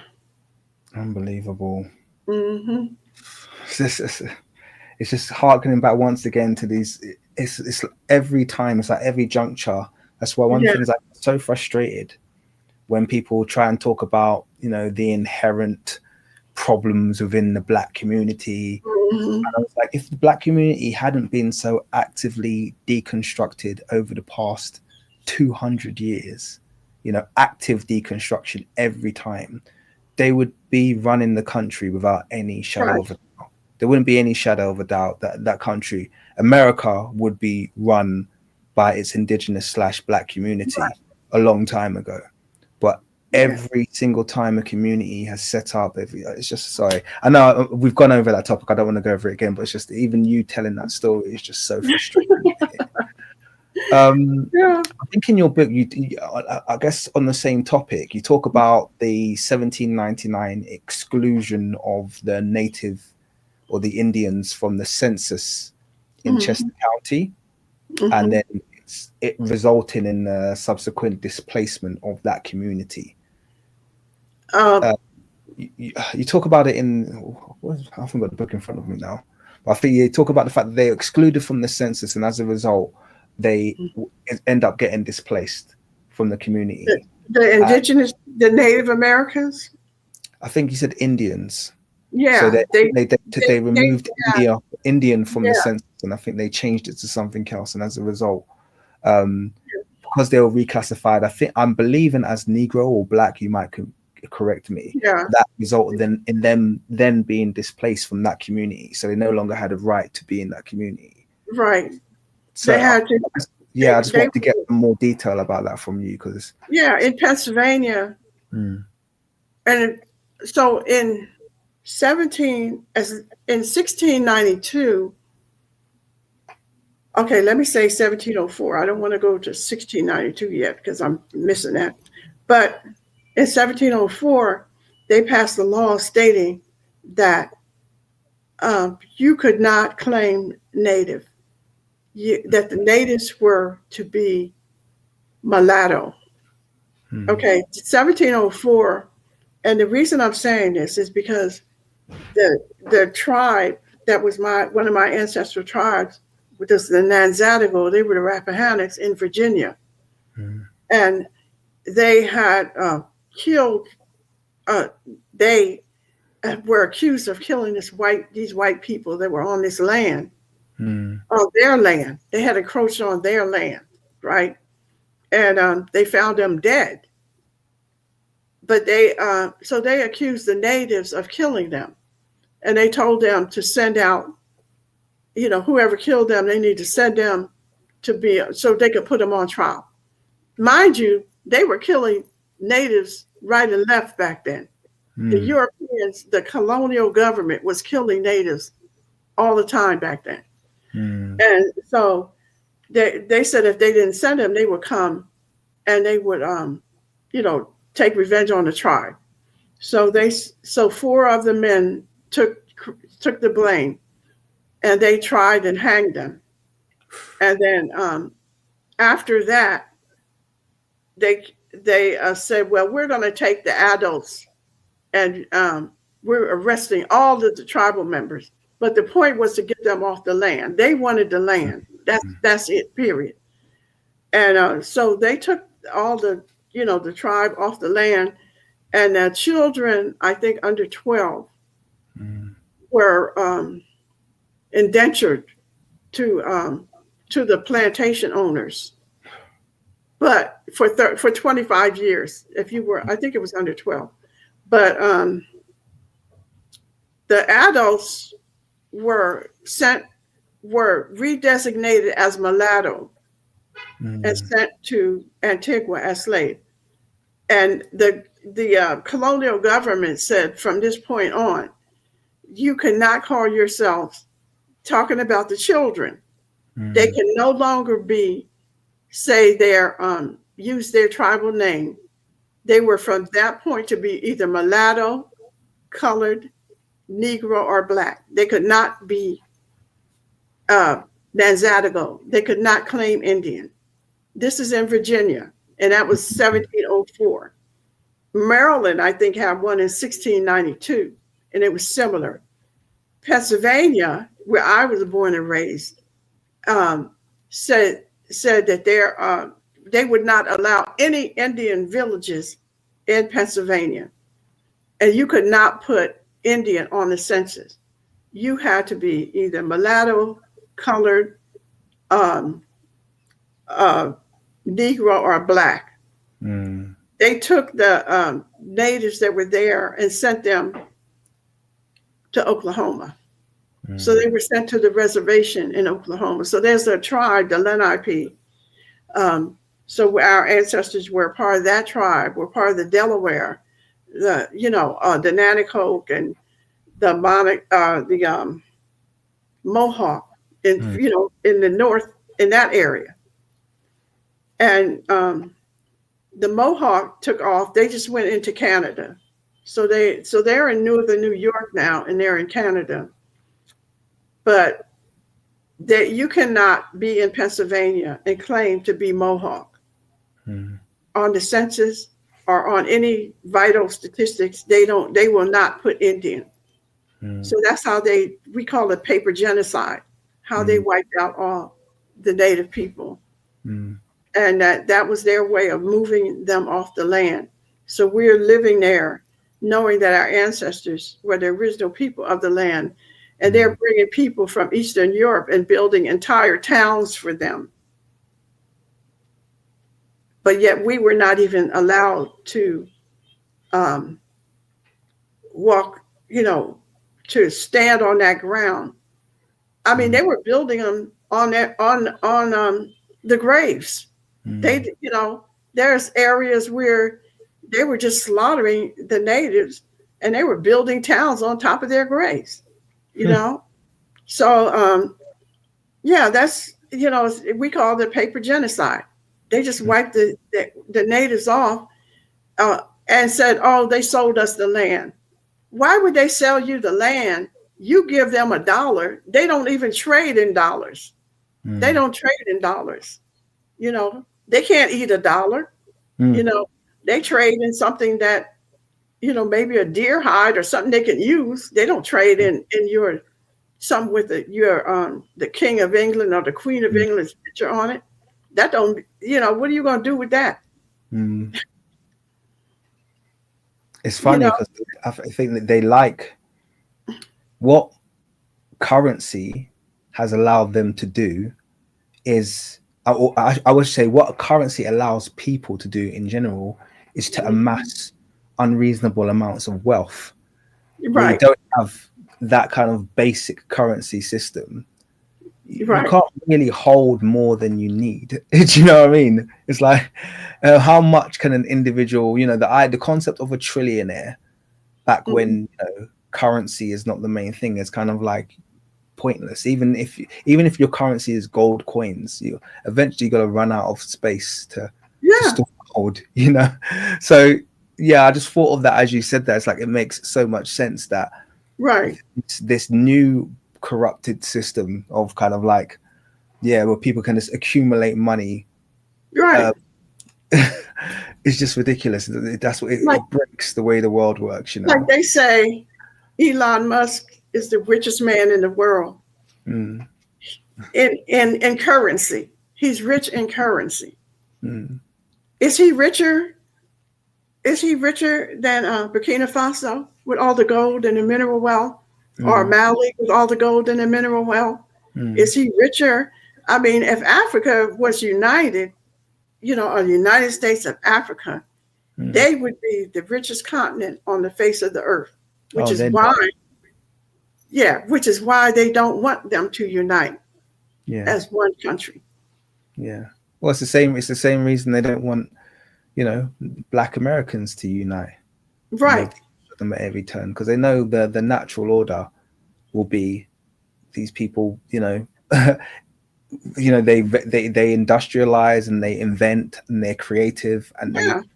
they build very, very quickly. I'd always talk about the fact that people don't realize how much active deconstruction it takes to keep land masses like Africa, the Black American population, different Mm. diaspora populations. We have to be regularly and consistently actively deconstructed. We're not just Yes. sitting there and just being useless. I'm of Nigerian heritage, and anyone who knows Nigerians will tell you like we are industrious people. We Very. yeah, Yep. we build like we can't help but to learn and to build and to create. I just think I don't think it makes us special. I think that's just a melanated trait, to be totally honest with you. But it Right. takes deconstruction to keep our nations in the state that they're in, Yeah. and I love your work because you recognize that as well. And I wish all of our people globally would recognize how much Yeah. it's being taken from us. Even on that discussion that we only touched on it, but we talked a little bit about reparations and remunerations, Right. and the fact that it's so obvious globally that Black people, particularly Black, let's talk specifically about Black Americans, it's so obvious that they're owed reparations because you kind of got Mhm. these two strands. You got the one, reparation is just for slavery, which I think is valid, even if Right. it's just a one-off payment to kind of like Yeah. ancestors of slavery. But then more tangible to me and more important to me is that calculable element of all of these towns and cities that Yeah. were illegally occupied and stolen. And for many of these ones, we have some kind of record for the bill would be immense, but Yeah. it's owed. If you don't like the whole idea of reparations for slavery, you can't argue against the fact that 3 generations ago your ancestors went in and stole that Right. city or stole that land from their ancestors. You can't say you don't want to pay reparations for that's owed. That's Right. calculable and you need to pay it back. Right. That and they don't never want to have that discussion. And I love the way that you put it actually, because first Mhm. I heard it put that way. But I think that's important when people raise this kind of idea of like, oh well, it wasn't me, it was my ancestors and the other. It's like, well, the quickest answer is to say America owes a debt. Okay. Mhm. When a debt needs to be paid, it needs to be paid. No one cares about whose ancestor it is. No one's asking you to pay it. We're saying Right. the nation owes a debt Right. and that debt needs Yeah. to be paid. I think that's a beautiful way to put it because it kind of puts aside that argument of, hey, this is an attack on me. What did I do? I didn't do it. It's like no one cares what you did. The nation owes a debt to these people and that debt needs to be paid. Yeah. Not asking you where it needs to come from. And we're not going to stop demanding it, whether they ever pay it or not. That's on them. Just like they send us bills about credit card bills, and they got all of us in debt for houses and whatever. And they take our taxes and send them to Israel, and and to bomb Palestine. Our taxes are going to create a war in the Sudan against the Sudanese people. We know what you're doing with our money, but you don't want us to have our money. You don't want they stopped us from living freely. We couldn't. They built communities we were not allowed to live in on our own land, not theirs, our land. We're not asking them for anything. We're asking them what reparation means to repair. It does. It's not you know, something you don't owe. You know, and they can come up with any argument that they want to, but it's still there. It's hanging out there, and they know it. And I think that Africa should join with people in the diaspora and demand that Europe, pay all of us reparations. Now, that's another reason they don't want us to join together and don't want us to get along. The thing about Africa is, and probably much like Black America as well, but the thing about most African people is like, look at Burkina Faso. Yeah. Thomas Sankara, who came before, for reparations. All Africa ever wants is these people to leave and to leave us alone. Yes. So I'm just going to switch my camera because it's about to turn off. I have to switch it around. It's going to get a little bit ugly because one of my cameras overheats. And then when it turns off finally, I'm forced to switch to the one that's a little bit more ugly. So sorry about this. It doesn't look as good. This is the new camera. Hi. So one of the things that about all of these African nations that got their independence is they all asked for the same thing. Leave us alone. That's all. Just leave us alone. We don't need anything for you. We don't require anything from you. And they can't even manage that. They have to come in and assassinate the leader who's doing the good thing. They have to do it. Look at France, in Burkina, France was the one who put Compaoré in power and assassinated, were responsible for the assassination of Thomas Sankara. And then that nation went straight back into the hands of France up until now when, obviously Traoré has come and he's, liberated France again. But France isn't just walking away. They're still scheming behind the scenes, trying their best. There's still how many countless amounts of attempts on Traoré's life that have been documented already. It's just the playbook of these, these people who are just parasitic and for some reason will not allow indigenous people to have to live. It's like they're very resistant with that, to the idea that indigenous people live without their interference. And France has all that gold from Burkina Faso and Mali too. I mean, they have stockpiles of gold, and they don't have one gold mine in France. But they are, all the gold that should have went to benefit and feed the people is over in Europe, sitting in there. They got their little. They're using their currency and using the gold to back up their currency, and it doesn't even belong to them. And they don't even have sense enough to be embarrassed about what they do. I never met. I never. It's just curious to me how they can get indignant when you ask them, about what they're doing. You're doing this. Why are you doing it? Well, they get indignant because maybe they don't know why they're doing it either. Yeah. I mean, I have my theories, but I'm not going to go into that because then this will get too political. But yeah, I mean, I'd love to do that, but we'll save it for another conversation. Maybe it'll be a part 2 where we have that conversation.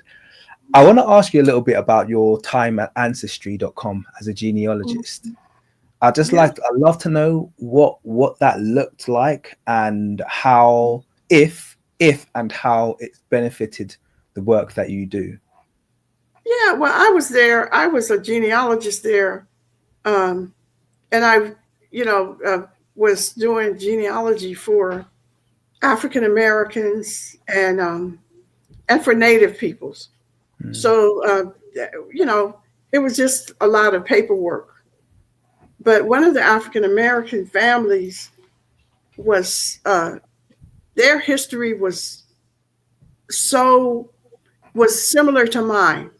was similar to mine, except they were in Louisiana, and they had such a rich history. And I could have, and by the time that I stopped, I still hadn't gotten, all of the answers. But the most important answers that they wanted was like, were we here? Were we in Texas? Were we in, when did we get to Louisiana? When did we get to Texas? And they were multiracial, and so I, spent a lot of time digging up the who their native, ancestors were, who their European ancestors were, and then other people would ask me to do their genealogy to connect them to Indigenous, to the native, to the tribes that they. A lot of people had heard, oh, I come from this tribe or that tribe. Can you help me to prove it or disprove it? And so I spent a lot of time doing that, and with other, with African Americans doing that research. Yeah. Did you find a lot of linkages between African Americans and Native? What was your kind of conclusion? Because obviously, my gut feeling is that Ancestry.com doesn't support that narrative. A lot of the mainstream.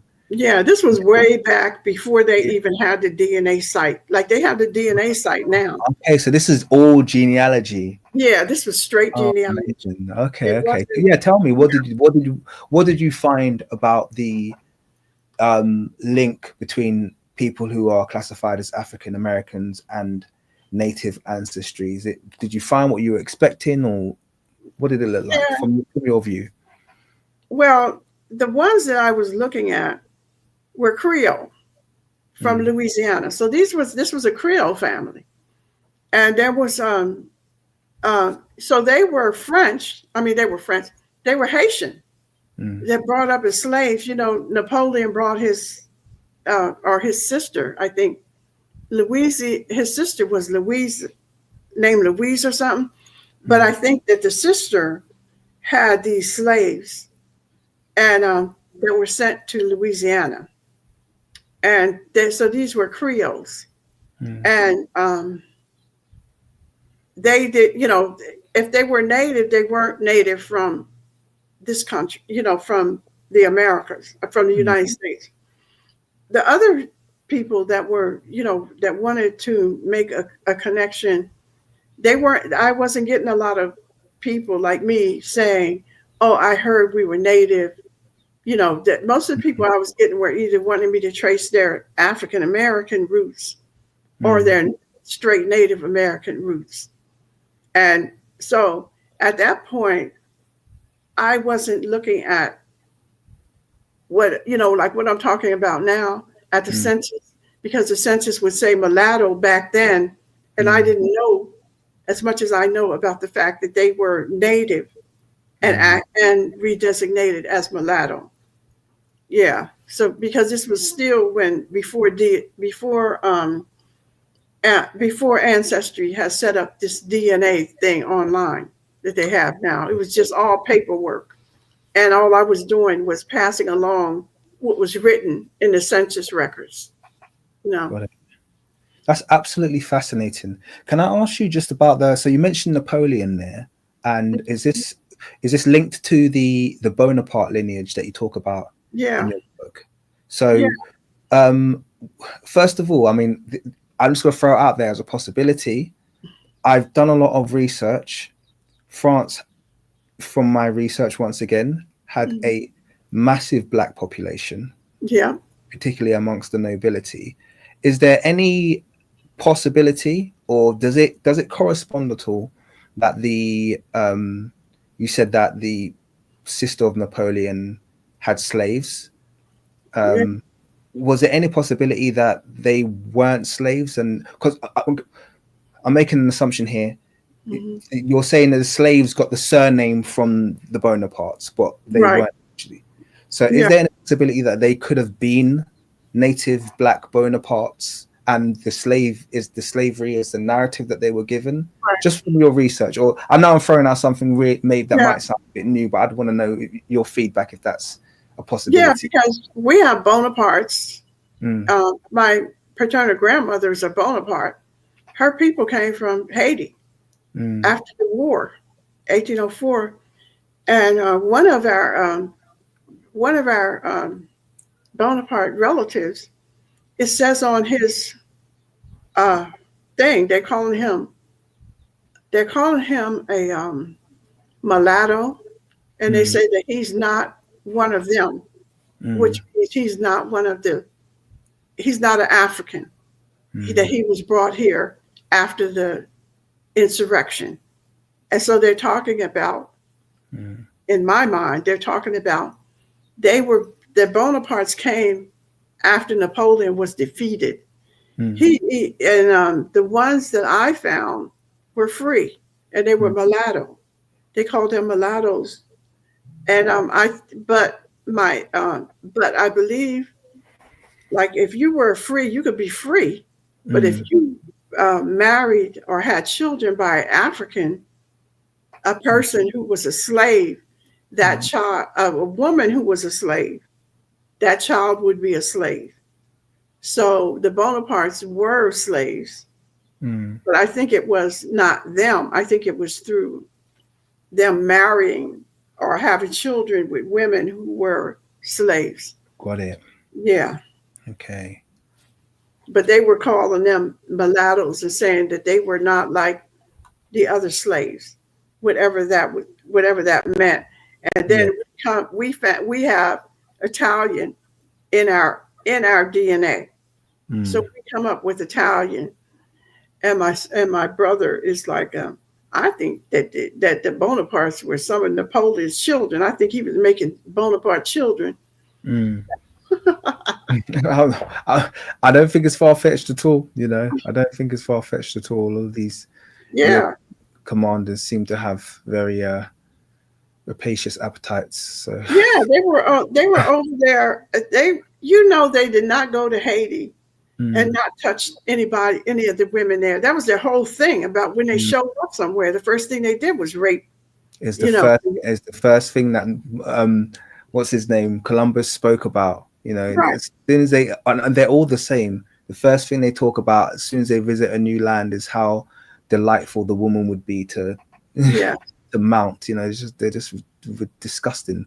But Mhm. it is, yeah. It's funny because I was having the same conversation with Dr. Painter about Mhm. this. You know, about how the conversation. This is even moving into the 19th century. The conversation always seems to center around, you know, their sexual appetites. So much of Yeah. what they do is driven by their sexual appetites. You Mhm. know, very bizarre. Anyway, Yeah. um, I like a quote that you've got, and we're going to wrap up soon. 'Cause I know we've been going on for over 2 hours, but I'm just enjoying this Mhm. conversation. But I do want to leave because it's been quite long. But you made a quote about the fact that your ancestors, you said they may not have had grand buildings, but they Mhm. left a pristine environment for those who followed. Right. And I love that quote because Yes. it speaks to a part of history, indigenous history, that we don't speak about. And that's the same thing in Africa as well. That's the relationship that indigenous people have with the environment, with Mhm. ecology, you know, being in balance. There, and a lot of people don't know that in America, I remember I was sitting in a lecture once and I wish that I could find this lecture. But it was speaking about the fact that when Europeans arrived in America, the ecosystem there was very similar, if not even more bountiful than Africa. In They had Africa. everything. They had lions and all of these wild animals. Like it was just teeming. And obviously, the one of the biggest, they say it's a regret, but I don't even know if these Europeans even regret it. But one of the biggest regrets is that they hunted nearly everything to extinction. Yes. Nearly everything was hunted to extinction. Yeah. So from the work that you've been doing, have you managed to uncover some stuff about the kind of ecology, the relationship of the native people with their environment, and how that changed since European incursion? Yeah. They you know, every year in, where I was raised at, they would have a deer hunting season. They would just go and, take a rifle and go shoot deer, just kill deer, you know, and like as if the deer had nothing to contribute. Why would you do that? I think that nature, the deer are for the they have predators that go, after the deer, and and the deer eat rice. They're not carnivorous or anything like that. But all of that, instead of letting the cycle of nature or the circle of nature complete itself, they come in and kill off all the animals to extinction, and they killed off I think they killed a buffalo. They killed the buffalo, and there's a picture that I have in my book, A Nation of Flaws, and it's a mountain of buffalo, just from them killing them. The reason they killed them was that they knew the natives were dependent on the buffalo for the skins, and dependent on the buffalo, as a part of, uh, you know, the to eat or whatever. They were dependent on the buffalo, and they went in and killed off all of the buffalo. My God. And the bison too. I think that the bison is a cousin of the buffalo, but they just killed off everything. And like I said, like my mother told me, they made it illegal for natives to plant corn, and the corn brought in a lot of it brought in bees and all kinds of insects that fertilize, birds and stuff that fertilize the ground. But when I was growing up, the main thing grown on farms where I was born and raised was corn. All the white farmers were given farmland, and their main crop was corn. But they made it illegal for Native Americans to grow corn. They took the tobacco that the natives raised tobacco as it was a ceremonial thing. They used it in ceremonies, and they took and made the tobacco into a commodity. Something that was it was seen as sacred, and they made it into a commodity. And yes, they did. They killed. They was slaughtering animals for sport, and to control the natives.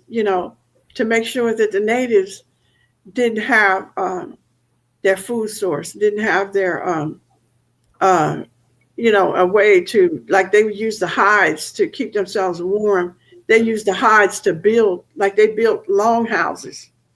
They had long houses that they built and lived in, and they used the buffalo hides for that. And when they built teepees, they used the buffalo hides for that. It was sacred, and so was the deer hides. The deer hides are sacred, still sacred in the communities, and they just come in but they treated the people the same way they did the animals. Just came in and torched the villages and killed the women and children. Just and don't want you to talk about it. Don't want history to reflect the atrocities that they did. To me, that means you must have a conscience. If you don't want us to talk about, does that bother your conscience? Well, that means you do have a conscience, because you don't want us talking about what you did. You don't want to hear the truth because it bothers you. Yeah. It's funny. The question is, is it a case of guilt? Do they feel guilt, or do they just not want everyone to think that they're perfect? They mask it in anger. They mask it in anger. Yeah, absolutely. Yeah. That was a wonderful answer. I'm going to give you one more question, and then I'm going to let you go, because I know it's been a long morning, and I appreciate your time so much. This one's a little bit more contentious, but I think that you'll tie it together nicely.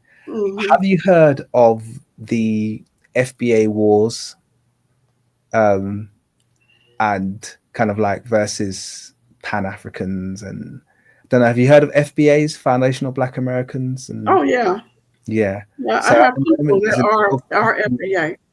yeah, so at the moment there is contention versus kind of like FBAs versus, I guess, Pan-Africans. That's the two groups that I know. There's kind of like the Israelite groups as well and all this other stuff.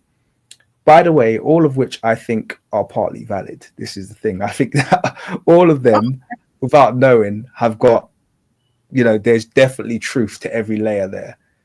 Right. Where do you sit with that in terms of like the term FBA? Is it one that you're happy to embrace? And what would you like your, I guess, your contribution to affect? How would you like your contribution to affect that discussion about Black American identity? I think that we should not let them divide us. You know, you can, just like there's some of us that are Baptists and some of us that are AME, just because you're in, you have those different particular beliefs, that we should always be mindful of the fact that they want to divide and conquer us. And we should not let them use a name to divide and conquer us, because I think that they're giving certain of us money to go certain ways, to have certain beliefs. And that is keeping us at each other's throat. And we're not each other's enemy. I understand why FBAs are angry, but they need not be angry at the people who came in, the people who are here. They need to be angry at the people who constructed a system that allowed this to happen, that pushed us to the back and brought in other people and said, oh, here's all these opportunities for you. Talk about how great a country the United States is. Look at what we're going to do for you. But these are the same people that enslaved those people who are coming here. The same ones that enslaved the people that come from the Caribbean, the people that are coming from Cuba or wherever. And we're all sitting up attacking each other. Yeah. Because it's always about divide and conquer. And they're sitting back. Oh, look, they can't even get along together. No, oh, look, you don't want us to get along together. So it's not a gang. It's a belief, FBA. Okay, so FBA, if that's what you want to believe, because the reparations is about those of us who were here in the United States who were descendants of slaves, but it isn't against other people who came here and benefited. It's not against them. They did not create this system, and they are also coming from places where they're being, where they don't have opportunities. They have few opportunities, so they're looking for opportunities. What we need to do is focus on who created the system and who is the real one keeping us from moving forward, who are keeping us, who are keeping us from being educated, who are keeping us from living in decent neighborhoods, who, the people coming here did not bomb Tulsa. Think about who those people are, and they sit back and manipulate you, have us at each other's throat, and then laugh because they're benefiting from us not getting along together. So I don't blame I want other people to come here, because I do not want it to be just us and these racist people that are running this country, because it's going to be a slaughterhouse. That's what they're doing with the immigration. They're sending these people out of the country, and who is going to work them fields? They want us, our young people, to go back to the fields, to go back to slavery. Trump is in the inner cities with he has the military in our inner cities and arresting homeless people. And most of the homeless people are young Black men. There's a lot of them that are in the that were in the military. And so when you arrest them, then all of a sudden they get this offer to go and work on a farm in Louisiana for $11 an hour, 7 days a week. That's slavery. You don't get the $11 an hour. That goes to pay for you being in jail. That's slavery. So while we're celebrating them putting out the immigrants, guess who they are, they want to go work them fields, because white folk ain't gonna work the fields. Yep. They ain't never worked the fields, and they have no intention of doing it. Yep. But they have intention of benefiting from us, our labor, And so I don't want to see FBA and Pan-African, people or any other group of us going against each other. There's room for all of us. And it does not have to be us attacking other people coming into the country. They're not our problem. They didn't enslave me. They didn't, steal my, they're not the ones taking my taxes and sending them to Israel to kill the Palestinians. That's not, they're not my enemy. And I'm not going to ever see it that way. Lovely. I told you you'd wrap it up with a nice bow. Perfect. Absolutely perfect response. And I concur with what you said 100%. And I think that's what we needed to hear.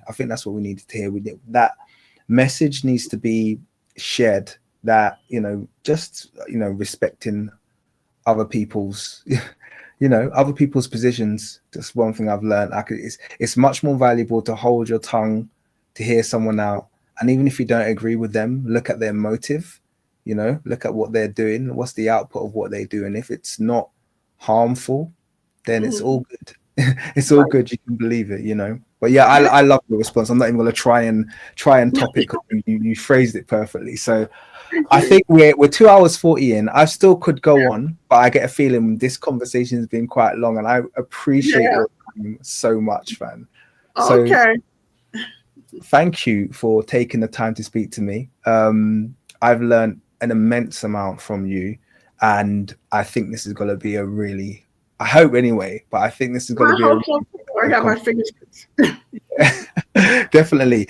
Well, as we're about to wrap this up, do you want to tell people how they can find you, what you're promoting at the moment? Give everything right now, and obviously share me the links. I'll put them in the description as well. But share them. Yes, my books are available through Amazon.com. Just look, put my name in Anita Wills, and they'll pop up. Amazon.com, Barnes and Noble, and A.L. Wills Pub, ALWILLS Pub.com is my website. And my YouTube channel is at We Know Better 622. It's Anita Talks History and Genealogy. And, pop in. I'd love to communicate with you guys and share what I have learned all, over the years.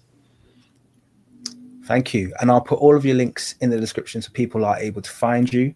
But like I said, it's been a pleasure to have you. And I really appreciate you taking the time to be on the channel. I think you're an inspiration.